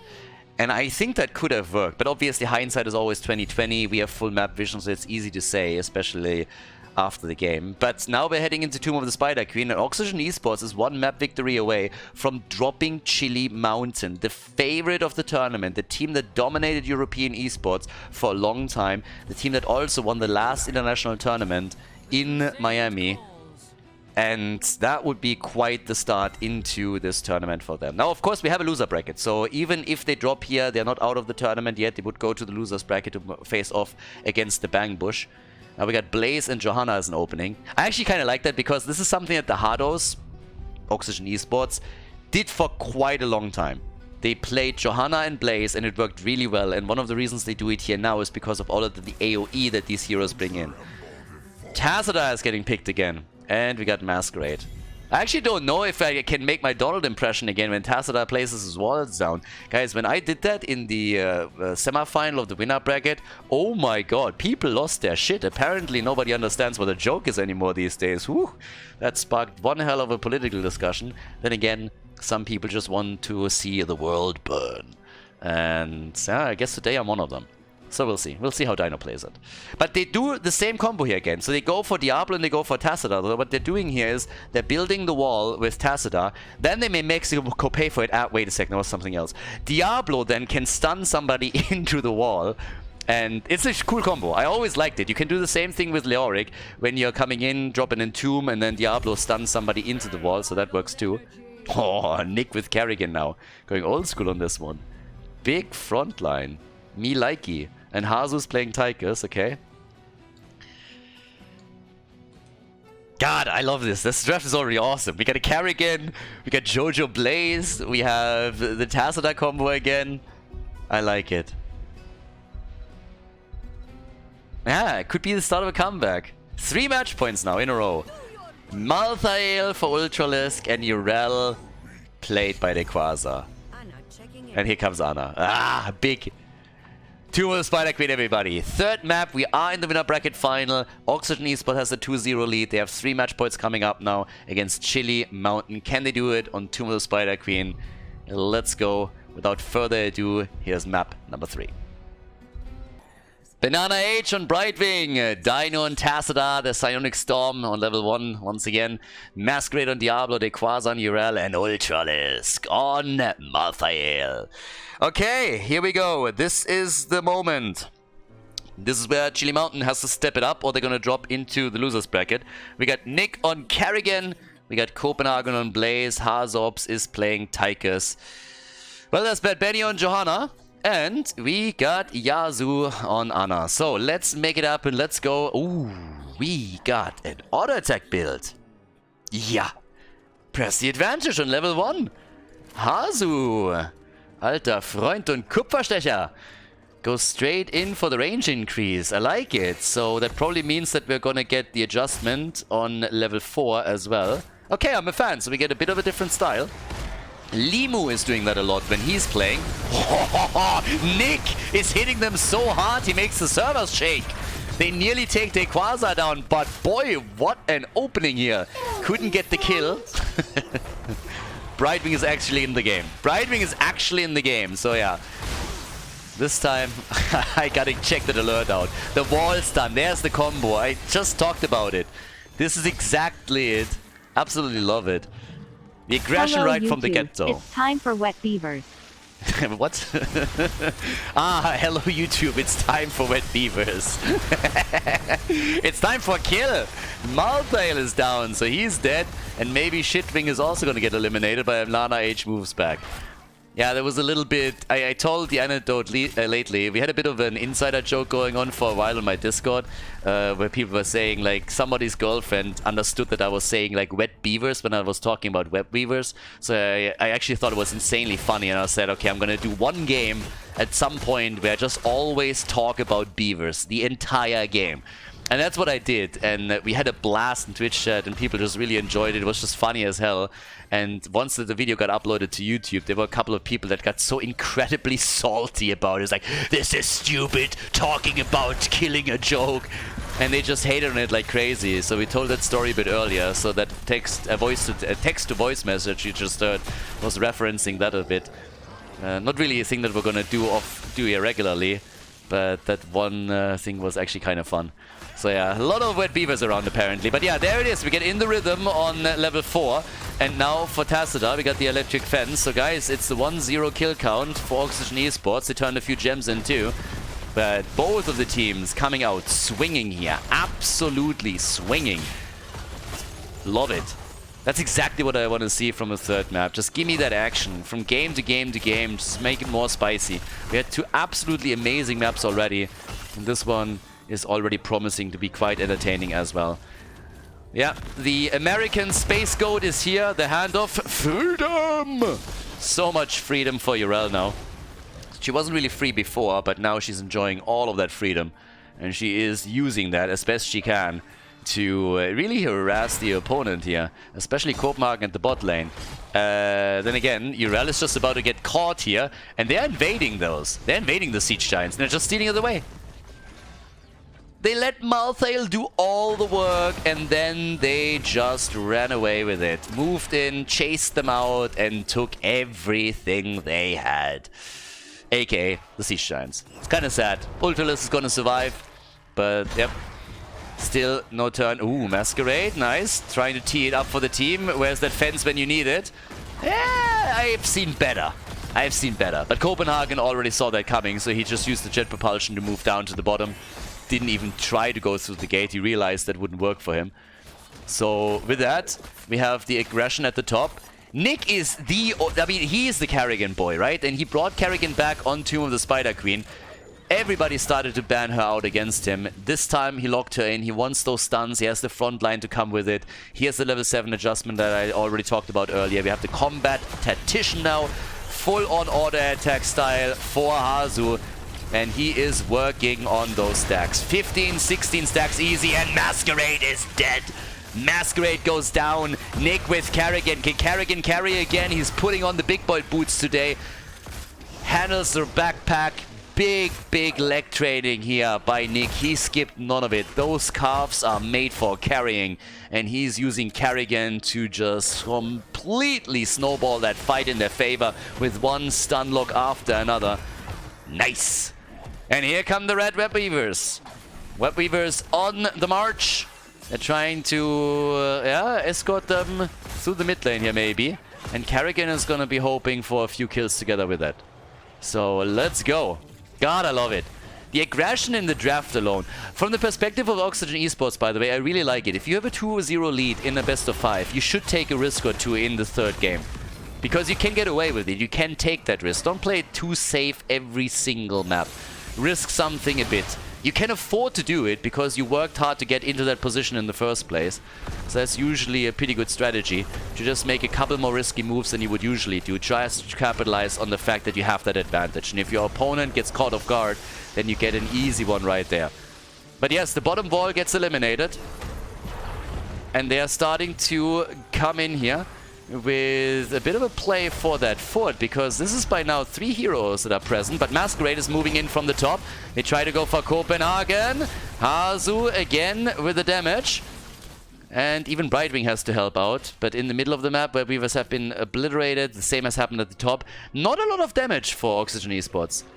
Not a whole lot that they could get here. So yes, they took a couple of towers down, but they were not able to destroy a fort, and neither did they really damage one. So there's still plenty of gems in the hands of Chili Mountain that they can now use to turn in. But, well, the wall came a little bit at the wrong time. Oh, that wall stun, on the other hand, came at the perfect moment in time. Yasuo with a good sleep dart to make it impossible for Diablo to follow up on this. Now we have the level 10 abilities. 27 stacks for Hazu. And yes, he is really going for that single target damage. And quite a lot of that too. So with level 10, we now have also for Brightwing the Blink Heal. More importantly, the last rights. And they couldn't get any kills yet. Oh, Blue Web Weavers are coming down, but they're trying to get a kill, and Masquerade might fall. Masquerade, he's dead. Masquerade is dead, and he's dead for the count. He didn't have enough soul stacks here. Big problem now for the blue team. They get the Web Weavers, but they just don't have 5 on the map. Nick, on the other hand, dives in a little bit too deep, and he dies. They get the gems, but he falls. Malthael is also dead. Siege Giants are attacking the bot lane fort, by the way, continuously throughout all of this, so it's down at 50% HP. But now 2 heroes have fallen for Chili Mountain. Carrigan is also dead, but the defense is a lot easier now than Chili Mountain wants it to be. And Hazu is getting good stacks in all of these brawls for his level 4. He now has 54 stacks for In the Rhythm, so the duration on the minigun is continuously being increased here. And he's sitting at 19,000 damage, looking for top damage in the game. So, great spot for Oxygen Esports. I mean, again, both of those Web Weaver waves were taken down fairly quickly by each team, but it's 4 kills to 1 now, and that already gives you a bit of an idea how these team fights are going. There's so much CC available for the red team. I mean, they got the Blessed Shield, they got the Jet Propulsion, they got Carrigan, they got also the slows that come from Johanna, and on top of that, even Yasuo with those sleep darts can set a kill up fairly easily. So, there it is. But yeah, we now have, again, a few more gems delivered, and both teams have the opportunity of a turn-in. Quasar would have to turn in too, though, and they can't get him towards the turn-in spot. But everybody else is already doing their job here. 27. Now the Yasu delivered with Ana. That one was fairly important too. And here we go again. Blessed Shield, Karrigan combo, big damage and a double kill. Beautiful combo. Beautiful combo for them, and they get the kill, and now Urel is dead too. They just lost a shit ton of gems. They lost a ton of gems, and they're losing the fort in the middle now as well. Oh my god, Oxygen Esports. They just murdered them, straight up murdered them, and now they go for the boss. Check this fight out. Look at this combo. Such a nice play. Look at Johanna coming in from the top. Blessed Shield gets the hit. Bam! The combo with Karrigan and double kill. Brightwing down, Karrigan down, and then they murdered the rest of the team too. They go for the boss. The mid lane could be defended because they're all capitalized on the play with a quick boss pull, and they went for the objective, so they didn't fully focus the fort down. But now that the Web Beavers are touching ground, they're going to get it for sure. They should walk away with all 3 forts destroyed here. That was such a big play. What a great play by Oxygen Esports. Chili Mountain is now in trouble. Chili Mountain definitely in trouble. They're going to lose a lot here. They might lose the keep at this point. We're 10 minutes into the game. There's a big gap between the two. Level 10 is there as well. Karrigan with another combo attempt. Malthael in the middle. Urel down at the bot lane. They need to head back or this keep is toast. I think at this point they're just sacrificing it. I think they just gave up on it. Malthael is trying to come in and help out a bit, but there's the jet propulsion. They go for Dino, and he is not making it. There's the ult, and Karrigan is dead. Karrigan is down. Maybe they can save it for now. Their keep is low, but I don't think they can save it. They're not even trying at this point. They're attacking the boss a little bit, but the turnaround is possible, and they're trying to pull it off against Copenhagen, who gets also popped pretty quickly by the ult on Malthael. The boss on the keep, and it's gone. 10 minutes into the game. All the forts, with the exception of the bot lane, have been destroyed, and the keep is lost to a 2-level advantage. No, it's actually not 2. 1-level advantage for Oxygen Esports, and they're closing on level 16. Hazu wants the countdown here with his boys, and he gets it. 71 stacks now for his level 4 talent. And the damage output at 25,000. Behind Dino, though. Dino with Tacita is sitting a bit higher than him. 26k, and he's also leading in siege damage in the game. But yep, Blue Web Beavers. Here comes the counterplay by Chili Mountain. One objective for them. But the action is continuing here. Benny sitting at the side, hoping for another play the same way that they executed earlier. Coming in with the side Blessed Shield. He tries again. But this time they're paying attention, especially Ultralisk is always making sure that he is protecting the flank. But here's the Web Beavers. Top side gets defended by Blaze. Bottom of the map, it seems like they're giving at least one of the forts up. And here comes Odin. Odin is in. The damage about to be done. 8 kills to 3. No level 16 yet for Chili Mountain. They're working on the experience, but they don't have it yet. Can Oxygen Esports pull this one off? Can they really go for a 3-0 against Chili Mountain? That would be incredible. They try for the fight. Chrysalis is being used here. Level 16, also the sizzling attacks for Tigers, and he's starting to hit them hard. He's sizzling away here. Gets those hits in and really pulls Dequaza into an awkward spot and forces the Space Go to jump out. But the Web Weaver is not quite defeated yet. So yeah, it's about to go down. They're also guarding the middle here a little bit further, but we have 16 talents now for both teams. Another sleep dart hit home, and they're looking good. So yeah, Jojo body block for just a second. Another jet propulsion on the fruit fly, but Diablo comes in too. Everybody's brawling it out. They're trying to get the hits and then the stuns. Lightning breath is out, and Hazu is dead. Hazu down, and they get the wall. A beautiful wall. It was amazing. It blocked everybody. It was a great wall. It was so tall. It was just fantastic. Tremendous. So sad. So they get 3 kills pretty quickly as Dino puts off a power wall. 4 kills now. And oh boy, that's a keep. Is that core? Can they go for the core here? Well, it's a 5-man wipe. Guys, here's the play again. Check the wall out as they're coming in here. They got the first 2 kills. Actually, we're missing the last one, so they only get Karrigan here and they get Ana. But the keep is gone, and they are making the big play for the core. Yeah, Chili Mountain, they're not done with this series yet. They took a beating in the early game, but here they come again for a victory move. They go for the core, and there is nothing that can stop them. It's too far gone already. The players come in, but there's the black hole. Where's the blessed shield whether you need it? It's gonna be too late. We have game number 4 coming up as Chili Mountain locks in the victory on Tomb of the Spider Queen.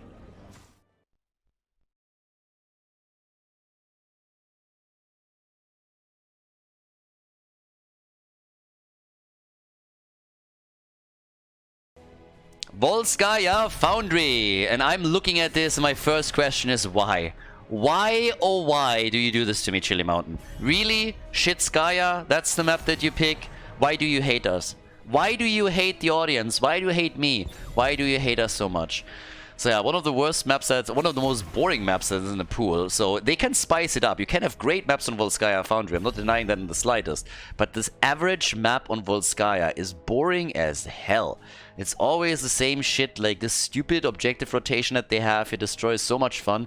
So I want to see them really bring in the draft right now, or at least go for a super aggressive playstyle to make up for the fact that they are picking this map. Now they banned Sergeant Hammer again. And we have Vala also banned against them, and Karazim. I really like that they're starting to pick up on what's happening here. Obviously on on map number 3, Nick picked Kerrigan. But now that we're heading onto a bigger map, they are going for the Karazim ban again, since they are just absolutely tired of these double supports compositions that have been played previously. And of course Sergeant Hammer has been eliminated too. So now let's head in and see if, well, Oxygen Esports can win another one. Nothing changes on the first pick. It's still Blaze that gets highly valued by all of them. But I'm really interested to see if we might have a huge comeback from Chili Mountain now. Last map, it honestly felt as if Oxygen Esports would walk away with a 3-0 victory. They had the top keep, and then they just lose that one team fight, and boy does that get snowballed. And at that point, Chili Mountain was already in position. They took the keep, they go for the core, and they end the game. And now they're starting things with Tracer and Tyrael. Okay. Tracer, Tyrael. Already aggressive from the start. I like it. Now drop in a Judgment over a Sanctification, and we have maybe a game on our hands. But yeah, not really a fan of Volskaya Foundry. I think it's one of the more boring maps in the pool. The objective doesn't really have the impact usually that you would want from an objective, even in the later stages. Oh, Benny back to the roots. Remember last year when he played for 6 months, nothing but Varian? That's exactly what we're seeing here. So they go for Varian. Could end up with a Stukov ban, honestly, unless, of course, Chili Mountain wants to pick Stukov themselves. But once that you're seeing a Varian on the other side, you always have to think about what happens when he comes in, gets the taunt, Stukov follows up on it, and then there's a damage dealer just murdering you. There's others that also work with that, so it's not only him, but they actually ban out Rhaegar. So if they plan to pick Stukov for themselves, they're starting to limit the options of Oxygen Esports a little bit. Yeah, Gust is also nice, so whenever there is a nice lock, you can't just simply gust the target away. Malfurion works nicely also with the roots. Not really the most popular one in Europe these days, on the other hand. And then you got Uther for a stun, bit unlikely. But of course, Deckard Cain could be another option. Anduin hasn't been chosen yet either. And they'll go for Lucio, so Stukov is open. If you want to play Stukov, you can. With them now going for Ultralisk in his Kerrigan, apparently trying to show Nick who is boss. Sanctification becomes way more likely. Much more likely than Judgment. Okay. So, yeah. Tyrael Kerrigan. Nice combo. And the final 2 picks for the red team. Okay, bring it. They go for Uther and they go for Stukov. Nick played Stukov a few times already. Stukov is another one of those heroes that can dish out a lot of damage as a support. So that's why they do this. They played it with Karazim before. They have a double support, but they always pick one support that can do a lot of damage. And so Nick does that again. He's been doing that a lot, and we've even seen a few games in the X Cup and previous matches of the Masters Clash where they pulled that off. So Uther is the real support here, and Stukov is more so of a sneaky assassin that can also heal a little bit. Exaggerating slightly, but only slightly. There's Urel, and now we're headed for Volskaya Foundry, map number 4. Oxygen Esports, they had the 2-0 lead, but, well, Chili Mountain 1-1. They're gonna try and force the 5th map now, and let's find out together if they can. Volskaya Foundry, everybody. Oxygen Esports against Chili Mountain. Combat Fourth game between the two teams. This time we have Banana H on Lucio, Dequaz on Urel, Masquerade on Tyrael, Dino on Tracer, and Ultralisk on Kerrigan. Yeah, if he takes someone down, is that an ultra kill? Yeah, sorry, it's getting late here. Yasuo on Uther, we got Nick on Stukov, Copenhagen on Blaze, Hazops is playing Cassia, and Bad Benny is playing Varian. Okay, so let's bring it, baby. Give those taunts. Get ready for some action here. And yeah, what can Ultralisk do? Can he win with Kerrigan now? Or is Kerrigan gonna go 0-2 now? That is still possible. But yeah, both with the same skin, by the way. But alright. They are all on that little kitty here, both of the damage dealers. Level 1, we got the overpower. Varian at the bot lane. And let's see. A little bit of action here in the middle. Jet propulsion has been shut down by Banana H, so that wasn't even a stun. Big plays. I'm not quite sure if that was really intended, but if it was, then wow, not bad. And he gets immediately pinged for it. Yeah, like a boss avoiding the stun. So Varian is still sitting at the bot lane. I mean, again, it's all about level 1. Sorry, the 1 minute mark when the camps appear on the map. You want to try and get some of those towers, of those turrets, and really work with them here. But yes, there's the play for Ultralisk, and he makes his way out of the fight. But they're turning it now on Hazu, and Cassia's in trouble. Well, trouble, call it that. Cassia's biggest problem was a very quick lack of hit points. So that's a kill. And that's the first one in the game. Chili Mountain, you shouldn't underestimate them. It was great that Oxygen Esports pulled ahead with the 2-0 lead. But all of a sudden, the blue team is finding their rhythm here. Maybe it's playing in an offline environment. They are all sitting in Paris on the stage, and it could very well be that at the beginning for Chili Mountain, for some of their players, that was a bit of an issue. Maybe in being in front of a French audience, put a number on the French players here. But as it stands, we have them back in their normal environment. They're doing well. They have their usual rhythm here. They start with the early game kills. They're starting to be aggressive, exactly as they do when they're playing online. I'm pretty curious to see if they can make it happen and go for the full-on turnaround, force game number 5.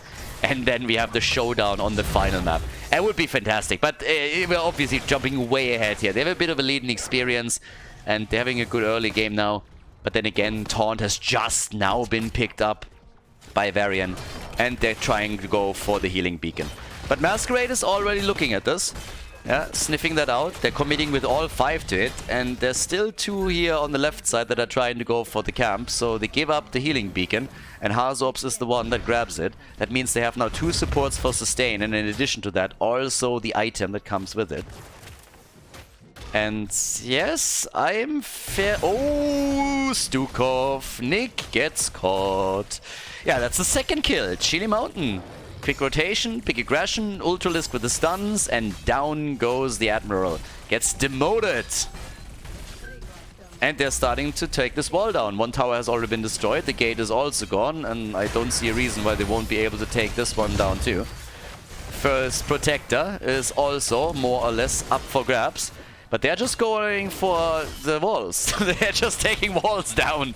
They have a level 7 talent, so that's a talent lead. But yeah, they're taking one wall after another. The entire top wall has been destroyed. The tower in the mid lane eliminated. And now the gate is down to the last few hit points. So that should be an easy hit as well. And there it goes. Same time, Banana H is already giving the team a lead on the progress. Yeah, it's starting to become a bit problematic because the main objective for Oxygen Esports was to get level 7. Now that they have it, they can contest this, and they do. Here comes the taunt, and they don't get too much out of it. Masquerade already jumped out.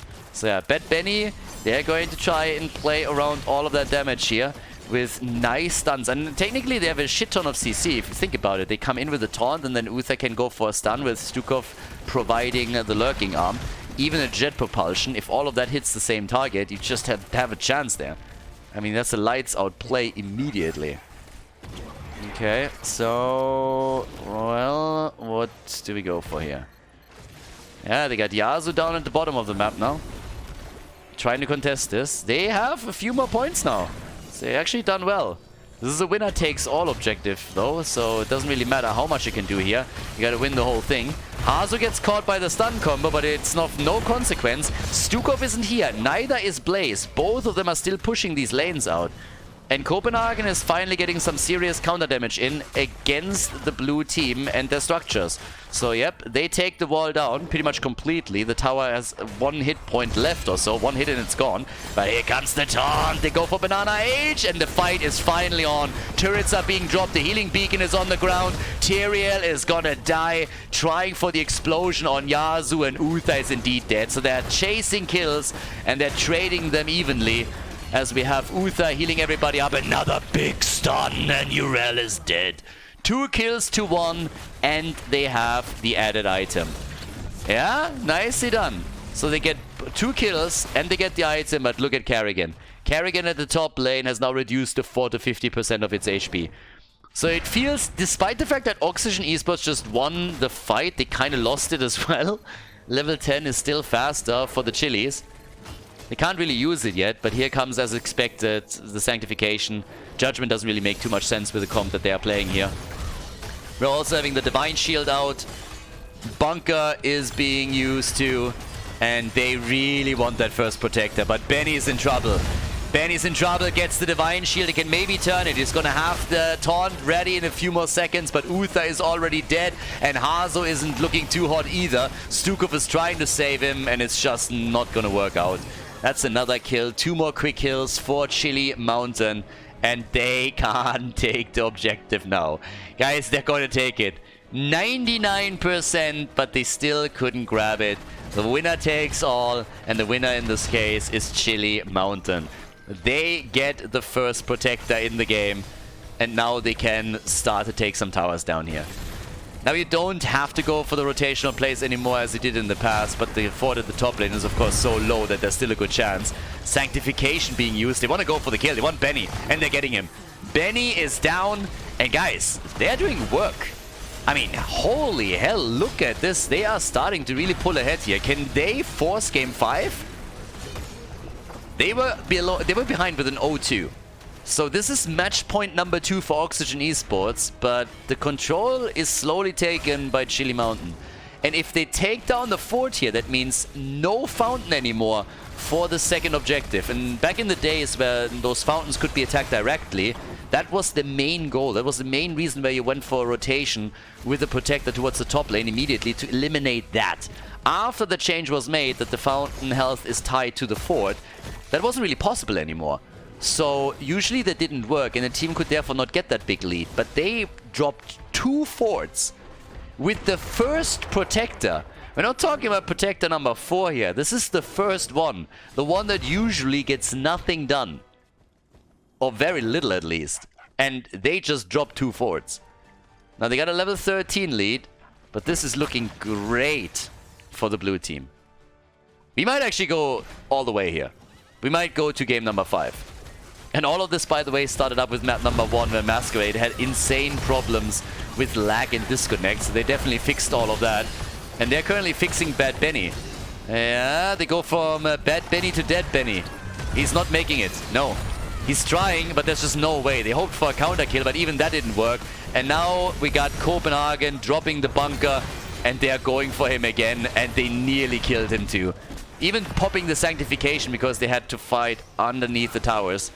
7 kills to 2, and they're just stealing their camps. What a series! What a series! Initially, it really looks like it's going to be the easiest win in the world for Oxygen Esports, especially, of course, when we looked at the third map and how quickly they started to destroy structures, take the forts down and obliterate the keep. But now, all of a sudden, we're having a lead again by 1.5 levels. 1.5 levels at the 9-minute mark for Chili Mountain. Big chance to come back into this now. So, yeah, down to the bottom. Benny still trying to, I mean, pretty much protecting the flank and also making sure that if there is a chance for him to get a taunt on an isolated target that for some reason walks alone on the map, they can get the kill here. Now that's not the case, but you always want to try for it, of course. Yeah. Nick is getting some hits out. And now that we're talking about Nick, let's talk a bit about his damage. He's at 16,000, so he's the second highest damage dealer with his Stukov on the side of the red team. On the other hand, we have Lucio also with 16,000. So yeah, Lucio is going full damage on us here. But they're keeping at least the bottom fort in play. Objective is already up at the top. There's the Divine Shield again. And Ultralisk with the Ultralisk. Nothing better than when Ultralisk plays Carrigan and robs the Ultralisk out here. Nothing better than that. So yeah, he's twice on the map. But now they got level 16, so big talent advantage, and that should lead to a destruction of the bottom fort. I mean, they move in with a minion wave here, and they're really forcing it. So they come in from with Urel from the top. They really want the stuns, and oh boy, there's the deletion of Cassia, thanks to Carrigan, that drops them into the lower numbers again. 5 versus 4 now, and they take another fort. Absolute dominant performance right now from Chili Mountain. Crazy. It's a bit crazy how these games went so far. Is there a comeback possible for Oxygen Esports on this map? Now, that URL is topside, it's a 4 versus 4 at the bot lane, but they're already opening up these side walls a little bit for vision if they want to approach later on and use, for example, Carrigan for another stun. So they got a lot here too. 8 kills to 2. And I gotta say, this entire lineup is working way better for Chili Mountain than it did for Oxygen Esports. Ultralisk is definitely showing Nick how to play Carrigan at this point in time. Nick had a couple of cool moments on the first map too, but currently it's Ultralisk's show here. And he seems to be the one that is a bit more successful. Yeah, getting a little bit catty here with the Mountain, same as Dino. Objective is already taken. They just steal it. They just move in there like, thanks. Thank you. Have a nice day.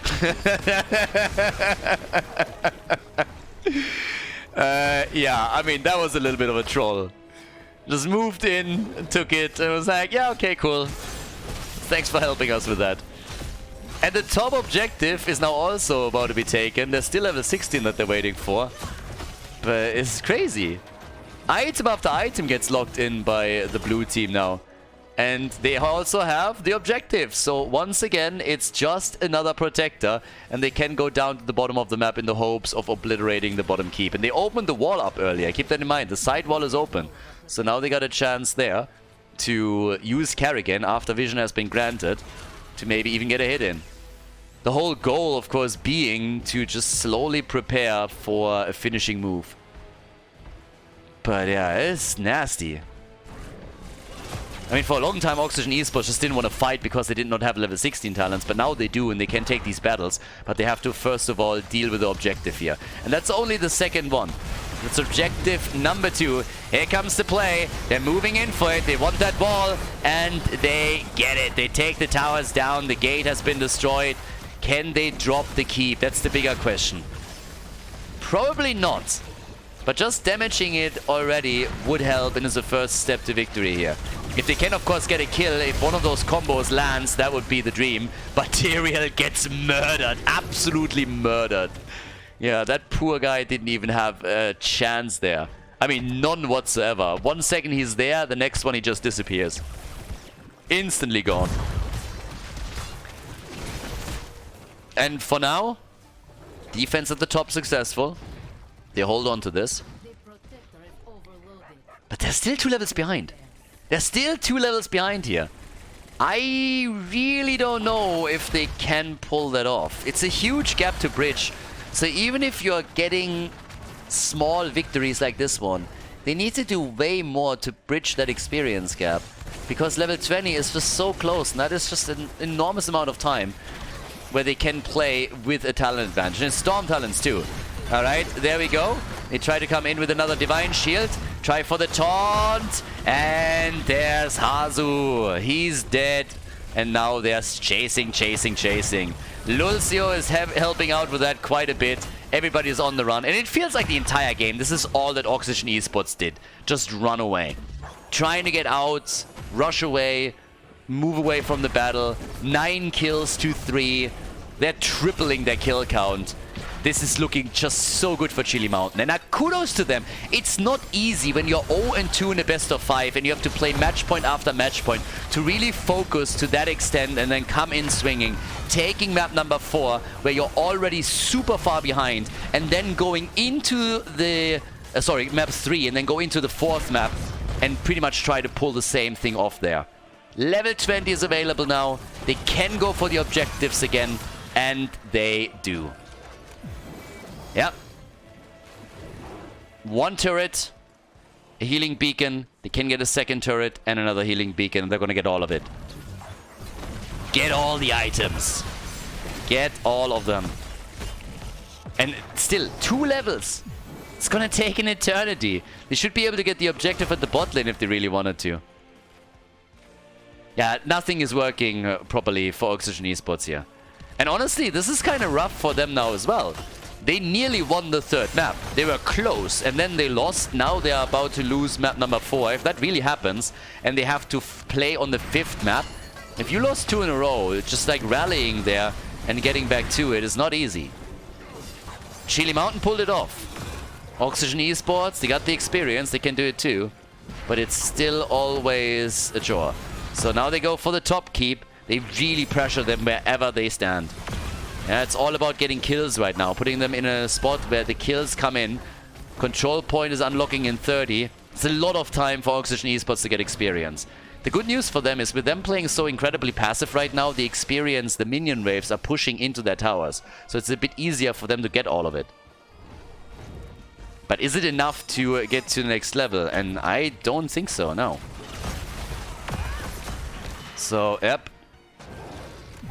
We still got in the middle of the map. Oh boy. They're on 19. Now, Urel is already going for the objective. This is obviously the one that is supposed to take it all down. They're going to try and get the kill here. But they're sitting in the map now as well. Yep. And Kerrigan in particular is, of course, going to attempt and flank in with another combo. I'm not sure if they can, but half a level to 20. So the least that's going to happen here is they can defend with level 20 talents. That's at least something. It would be kind of funny if once that they hit level 20, they're all of a sudden in a position where they can win these team fights and really go for it. Mixing Fire is in. Still, the defense at the bottom, that's going to give the experience for level 20 talents. Of course, they won't... Well, technically, they could try and make a play for the objective. They could still move in for it. I doubt that they're going to do it. They're running out of time a bit. Redemption is in, but can they maybe make some plays now? For Stukov, we got the Bio Explosion switch. And this is where they're going to attempt to make their stand at the bot lane. Because there's no doubt that the blue team is now going to go for a win, or at least try to. So yeah, can they pull it off? Yes or no? That's the question. We got the Fortified Bunker, we got the Titan's Revenge. They definitely have a couple of ults coming in. Uther in particular is going to be fun. Going to be happy about it. Because, well, he died twice, so now he can sacrifice himself and then come back. But good luck with this. 17 minutes in, objective number 3, going straight for the core. You got to take an early fight here, which isn't really easy. So very, very quickly the focus is on Yasuo. And he's already low, and bam, triggers the level 20. Redemption is in.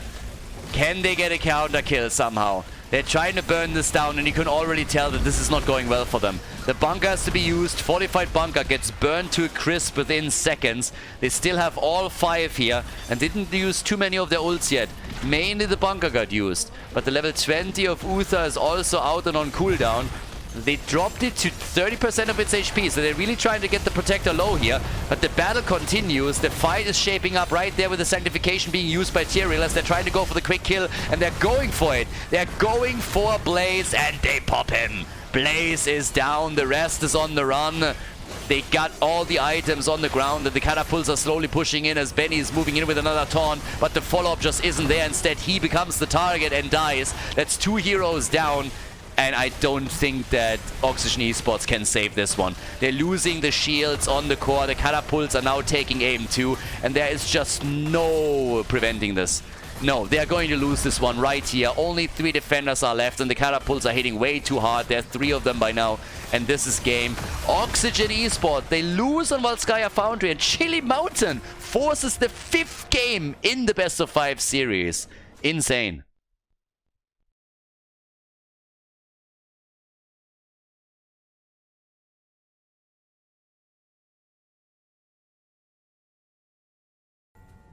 Game number 5. We're really here. We're really here. It is the 5th map of the series, and the entire best of 5 has now been reduced to a best of 1. Oxygen Esports had a 2-0 lead, 3 match points in a row, and now they're down to the final one. Okay, the ban on Sergeant Hammer, that one was obvious. Are they also going to ban Karazim again? Did they really look at the last map and say like, alright, this is it. We ban out Karazim too, we just remove a few options from Nick, and then we'll take that. We got Brightwing and we have Maiev banned out, so that's a target for Ultralisk in particular. I mean, on Infernal Shrines, this could be another Karrigan map. Karrigan is great here. And so far, Ultralisk has won a game with Karrigan and Nick lost one. I don't know what Nick's ego is currently telling him, but maybe he's sitting there as like, wait a second. I can't be defeated by this pleb. Now, Lucio gets locked in instantly. I mean, no hesitation whatsoever. Oh, Jesus. He's not the only one that's not hesitating. They finally get a chance to put Dino and Vala, and now Blaze is played by the Quasar. I honestly don't understand some of the bans. I'm going to be absolutely honest with you. They banned Vala multiple times. Now, this is one of the best maps for Vala, and Dino has played Vala on Infernal Shrines. Not only in this tournament, but also in some of the in the X-Cup Summer matches. And here they don't ban the Vala. Here they allow it. Apparently they're fine, but this is where Vala with the multi-shot build that Dino is going to use will get the most value and always does. So, wow. And Blaze gets played by the Quasar, and it's his biggest hero. It's the biggest side laner that they have. They are all fighting for him, so they really prioritize Lucio higher than that. Not even saying that's a mistake, but it's just crazy what Chili Mountain was able to walk away with because Lucio was left up for picking and got picked early. Now, Tigers for Odin, played by Hazu. Benny and Diablo can get a lot of wall stuns in. The Haka gets banned out, so there's no side lane pressure. But this is already an insanely spicy draft. I know a lot of people are looking at these drafts and they're like, nah, it's always the same heroes. Me. And they're going full crybaby. But the way that these drafts are shaping up and the way that they're prioritizing just like one pick, one ban, and all of a sudden the priorities are shifting and the way that they are getting locked in, that's actually big. And now Vala and Blaze as an early setup for Chili Mountain, that's huge. So I really want to see what we're now getting from Masquerade in particular. Is he gonna go maybe for Tyrael again?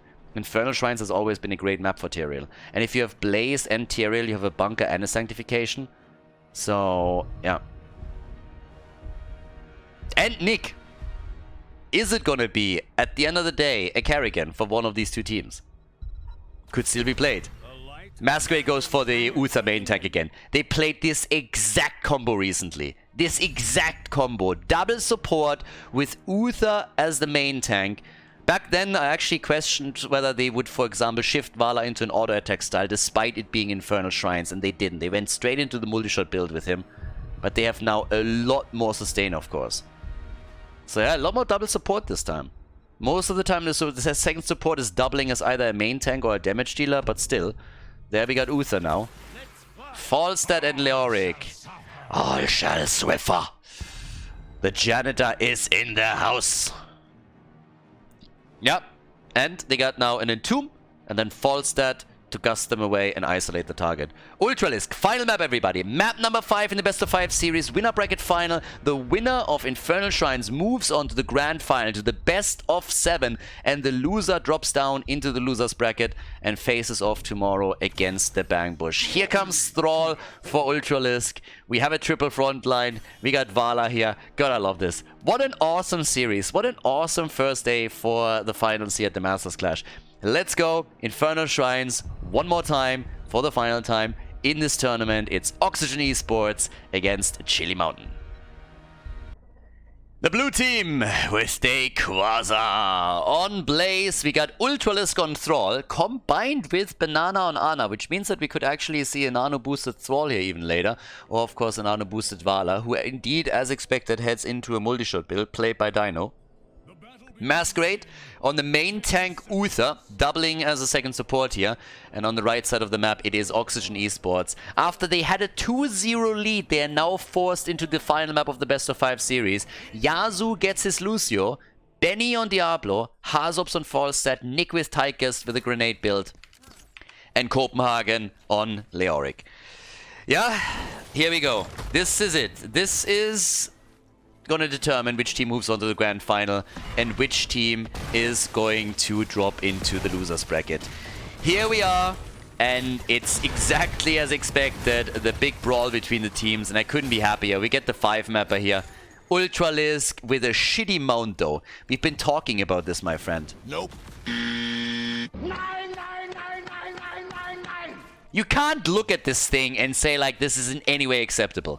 This is an eyesore. This is an insult to the viewers and the commentators that are currently watching this. You can't just simply drop this one. It is ugly. It's fugly as hell.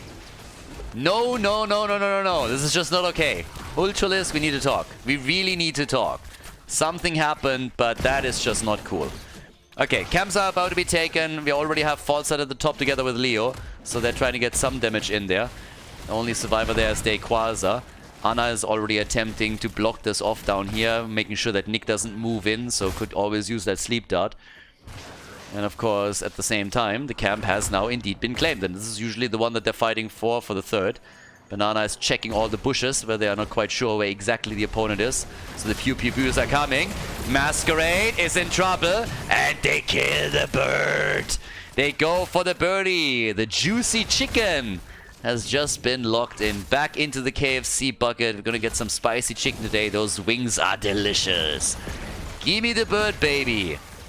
Yep. Also, they are going for the bot lane pressure, and whew, they dropped this one to half HP.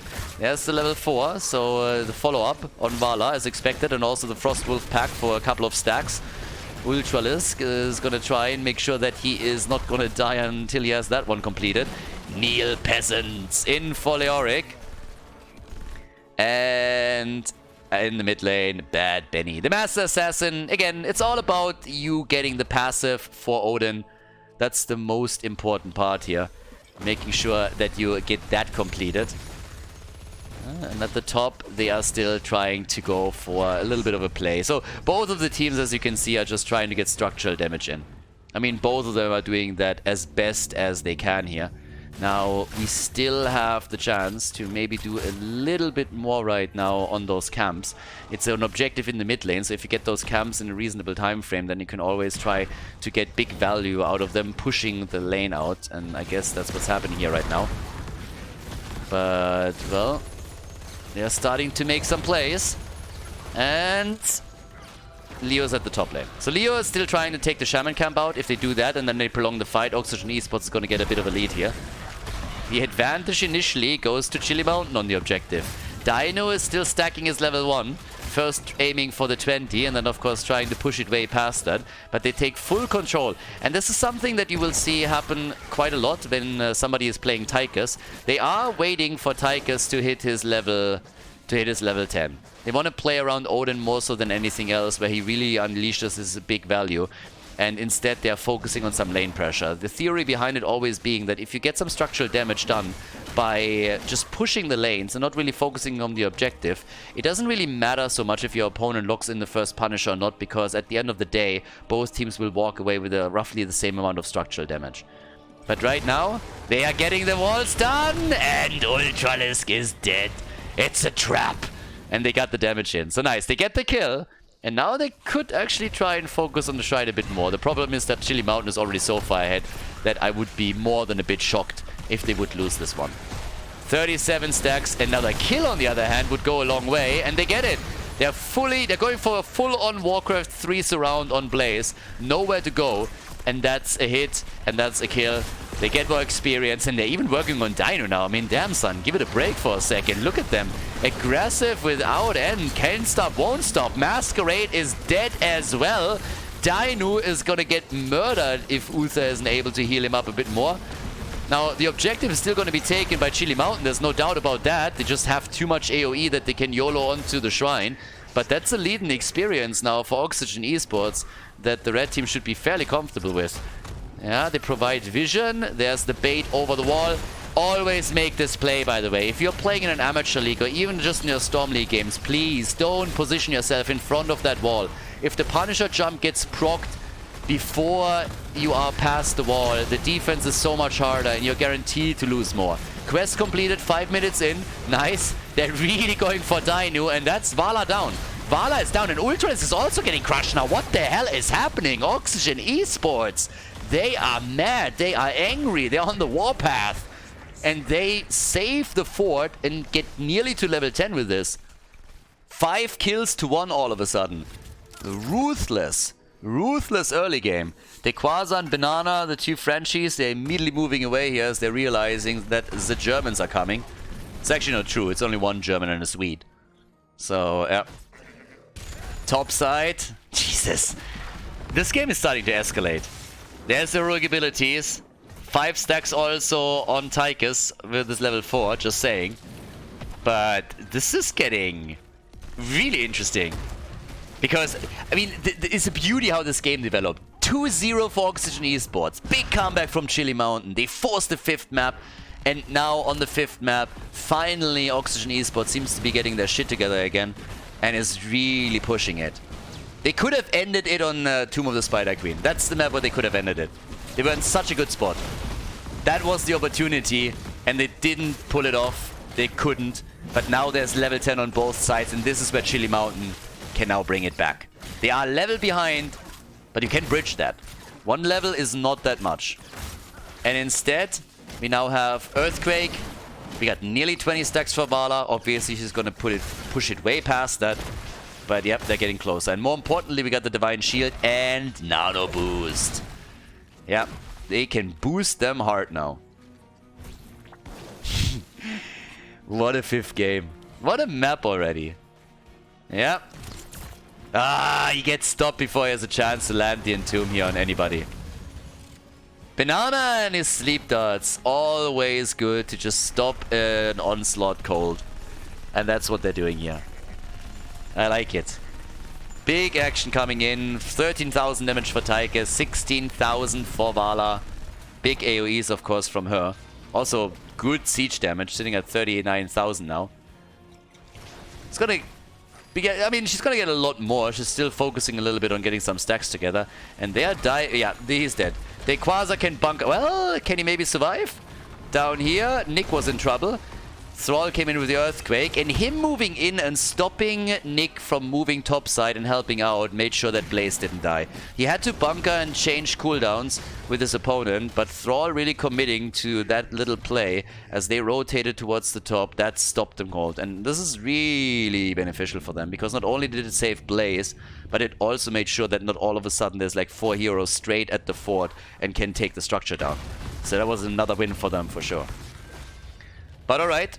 So we got the cooldowns coming back up. Volskaya is going to have his Gust back. Entomb is going to be back. The big cooldown to burn was really the Earthquake from Thrall. So that's down for another minute. And Leo is already taken to the Shrine. This is also the one that Oxygen Esports is going to be completely happy fighting for. Because they have this time Odin with Tychus. And they're already taking a lead. And I've been talking about it in the past. Once that you're having 20 or a few more stacks, popping Odin mostly guarantees you that you can take it. They got level 13 as well, so Chili Mountain is in a tricky position now. If they can get a kill, that would be great, but for now they're just falling behind. Odin gets used, they really want this one, and there's still no level 13 for Chili Mountain. They don't want to fight this battle at this point. They really don't want to fight this now. So they're trying to go for the hits. Ultralisk gets ultra hurt by Tychus. Yeah. And Dino is also in a position where he needs to be real careful. 32 stacks against 21. Yeah, they're doing really well. Chili Mountain gets level 13 and they waited out Odin. But here comes the jet propulsion, the aggression at the top. Down here, the next fight, Earthquake being used at the barbecue. Ultralis gets melted, but uses his level 7 to stay alive and gets the Divine Shield. Kill for a kill for a kill. Hazu is able to get the Punisher for the team, but the birdie is in trouble and dies again. Lots of kills now for the blue team, but they lose the objective. And Yasuo is still sliding away here. And Copenhagen is going to spawn in just another moment. But Benny is already back to business, so they really want to go for this fight after all. And with Leo respawning, he could also soon drop another Entomb. It's down for another 14 seconds, so they could definitely try and pull something off here. But what a fight again. And Chili Mountain playing around Odin so nicely, that really helped them. They stayed alive long enough, and then their kills just kept coming in. So with that, we got Copenhagen. Oh, they tried to go for Dino. The Entomb! They got the Entomb, but they can't get either one of them. Oh, if they would have had Dino there, that could have been a kill. There was no Divine Shield left for Uther anymore. So the thought was there, but the execution was not as crisp as they would have liked. Really nice save, by the way, also from Thrall. I mean, you got a heal, but you also used the Ancestral Wrath against Diablo and got a lot of hit points. Now we have him with 28,000 damage. He's nearly top damage in the game. The only one who currently surpasses Ultralisk's Thrall is Vala with 29k. Still a leading experience for Oxygen Esports, but they didn't get a whole lot out of the last objective. So the fight's still coming through here, this time at the bottom of the map. Ultralisk gets attacked, dropped low, but he's still Gucci. And Tychus with the 28k now. Going for the grenade one after another. Level 16, any moment now. Level 16 could be a thing here, so off we go. They're starting to burn them down again. 16 is ready. Full on commitment to the Fire Stomp here. And we now got the armor piercing rounds. And of course the Royal Focus. Yeah, Wraithwalk upgrade and the Royal Focus. So there we go. With the Ominous Wraith, they can straight go in, use that for Leo, reduce the damage output of the opponent's team, especially of course of the frontliners here, and that includes Thrall, who is becoming an issue. But I like it. I like it a lot. This is exactly the fight that you would hope for when you're looking at game number 5 of the series. And both teams know what's on the line here. They want to go to the grand final. They don't want to go through the losers bracket. 16 versus 16. Vala with the Manticore. And we get the Alpha Wolf. The synergy with the level 4 talent. The cooldown reduction and the mana reduction. So Thrall can YOLO that out. And Bad Benny in particular is going to be affected by it. If those wolves keep hitting and Diablo is put into the lock, then they can take him down quickly. Especially with Manticore. So Benny, vulnerable. For sure. 78 stacks for him now. Next objective is spawning in the middle. And we'll see how far they can go with this. Copenhagen, Hazu, all sitting down here at the bottom of the map. One fort has been destroyed, the one at the top. That's the only thing that has fallen so far. All the other structures are still in play, even though a few of them have been damaged. This one, for example. But the shrine is about to get active. This could be big. This could be a big one. Both on level 16. We're 13 minutes into the game. 10 kills in total. And here's a bit of a moment of truth. Who wins the big fights? Falstad is going to be a huge asset in the late game. He's the only global, but for now most of the forts have not been destroyed, so there's not that much wiggle room for the birdie, but he's trying to correct that quickly as he's now moving down to the bottom, taking down these side walls, limiting vision even more, and burning another fort down, or at least trying to. They're chasing in the middle, an early engage, and Thrall used his ult. That's a problem. He's 1.5 minutes now without Earthquake. And Falstad is getting this bottom fort, so he's getting this one for free. Vala is rotating over to deal with it, but it's already too late. Well, maybe she can save it? No. This one's taken, and the bird is flying top. So now they're going for the fight here. Bunker is already out. Hazu is looking for the gust, and he's making the day of Benny as he saves him for another moment. Benny charging out, 6 kills to 4, level 18, 2 forts are gone, and the top side gets now pressured with the first tower already being destroyed, and Dequaza has to split off to deal with it. But they get another Punisher. What a game. What a game. The Punisher is lost to the red team, but they want maybe a kill? No. They've been sniffed out here. Leo, no entomb from him. They're trying to take the camp. Top side, the wall has pretty much been destroyed. Only one tower is there, and here comes the Frozen Punisher. And Falstad is flying down to the bot lane again. He is pushing this out a bit further. Is he going to go for the next wave? I'm not so sure. They actually signaled him to. So yes, he's going to take another wave down. They're sacrificing the fort in the middle. They're not fighting for this one.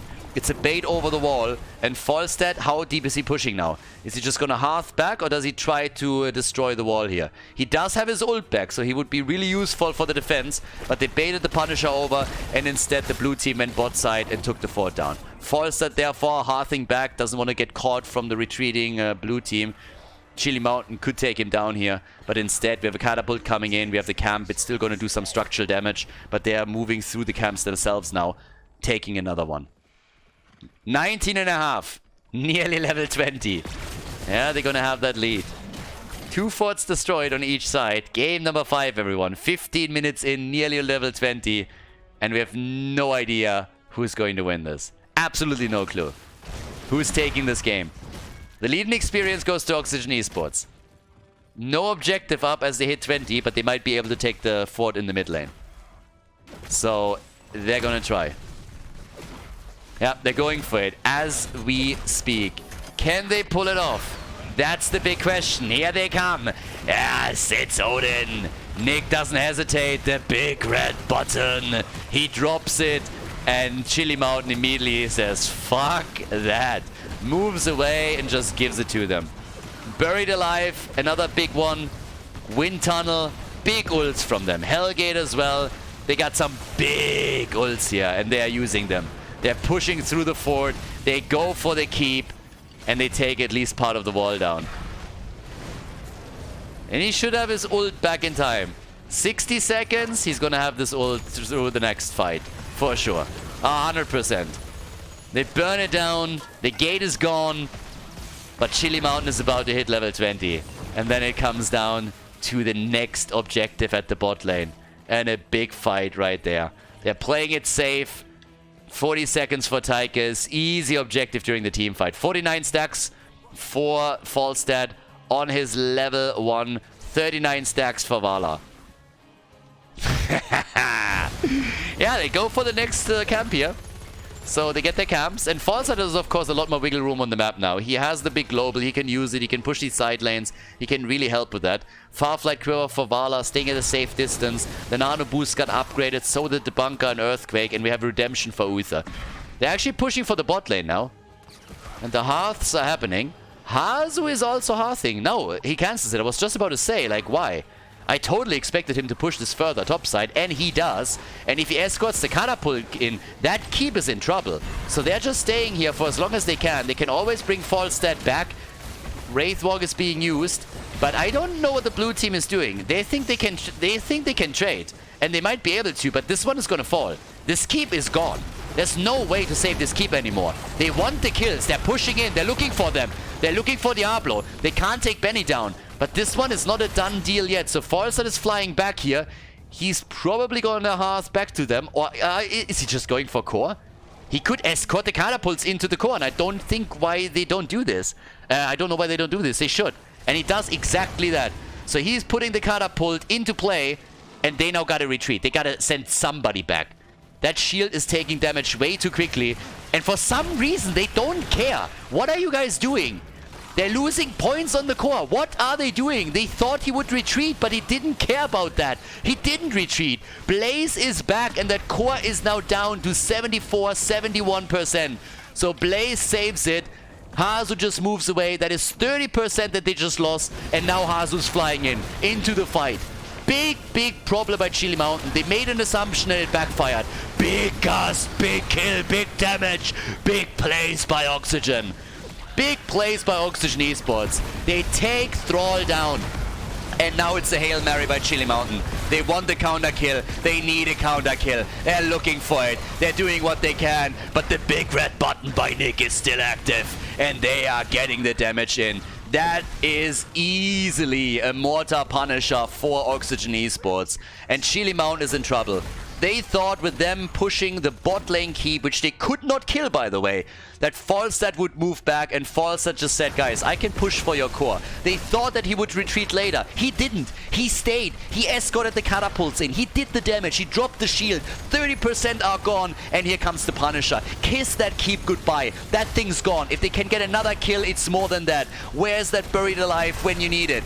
The keep doesn't stand a chance. That's 2 keeps down. They make their play, but Dibbles is in trouble. Bad Benny is alive. And here comes another kill. Uther is dead, but he has redemption. He'll be back. I'll be back. Uther is going to be back in a second. And they are retreating. They got the keeps. That's all they got to do for now.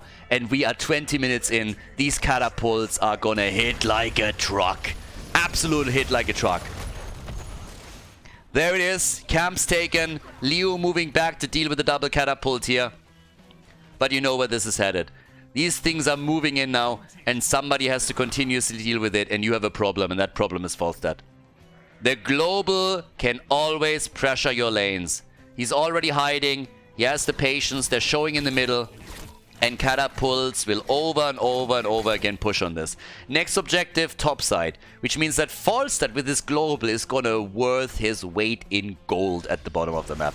Especially now that they're taking this camp. Because with them taking the camp, it means that the blue team cannot claim it to keep the bot lane at bay. Always assuming that they're getting it right now, and I'm actually not so sure. Seems like the blue team might catch it after all. Ooh, that's getting close. Alright, but he has it. He has it, they fly away. And now that they have Yasuo with Lucio there, they can retreat. But this was important, because now the castles can't be taken around the next objective, which means automatically that you are not gonna have a lot of pressure on this lane. So as long as Volskaya flies back down later and pushes this back out, you will guarantee catapults on the core. And we already had one game today that was decided by Winions. Ooh. Yeah, the macro is now becoming more and more important here as the game continues. And of course also as we're scaling into the late game, because we're at 22 minutes, guys. 22 minutes in. Catapults are a pain in the butt at this point. Tigers hasn't died yet. Nick hasn't died once. 56,000 damage for him. Neither is Lucio, by the way. Those are the only two that haven't fallen yet. But yeah, the bird is at the bot lane. And look how deep he stands. Always going back here, making sure that he checks all of these bushes. They know that the worst thing that could happen right now is the blue team getting a kill on him. Yeah. And they are looking. They are looking for it. Oh, he's on the run. And he gets away. They go for the keep, or they try to, but Hazu can always gust. He still has the gust. But Chili Mountain is desperate. They know that they're in a tricky position. They need to be aggressive. They are the ones that need to make a move here, and they're fully aware of it. That's why they're looking for these kills. That's why they're being sneaky. Oh boy. Yeah, if they get Volskaya here, then it's probably lights out. It's such a close game. If you get a kill here, then that's it. So right now the shrine gets activated, and what happens? Hazu is at the bot lane, where he has to be. Vision at the top. Now he knows what's going on. Lucio immediately moves away, knows he's not needed anymore. And at this point, Chili Mountain is going to try and get the quick win in the team fight. They're going to go for the team fight, and they're trying to make it as quick as possible, as Hazu is trying to push these lanes out a little bit further. 2 catapults now at the bottom of the map. They're already starting to hearth here a little bit. Time is working in favor of Oxygen Esports. Time is working in their favor. They know it too. Benny, they try to bait him in deep, and he's already there. Volskaya pushing the bot lane out further and further and further. He tries to get those catapults in. He's not even waiting anymore. He knows he can join the team here. 23 stacks. Chili Mountain. They're aiming for it. Volskaya attempting to take down the catapult here at the bot lane. The battle at the top not really starting too much, but look at Tychus. Tychus is moving down. There's the hearth. Masquerade is coming back. He needs to use the Divine Shield. He's trying to hearth again. They're interrupting as best as they can. They're buying time for Volskaya. They're buying time for the bird. Here comes Masquerade. Leo is dead. Double catapult. The gust is being used. The catapult's dead. Not hitting like a truck anymore. These guys are picking the truck up and hitting with the truck on the core. This has to be game. The damage is there. 60%. 10-6. GG. Oxygen Esports moves on to the grand final of the tournament and drops Chili Mountain into the losers bracket.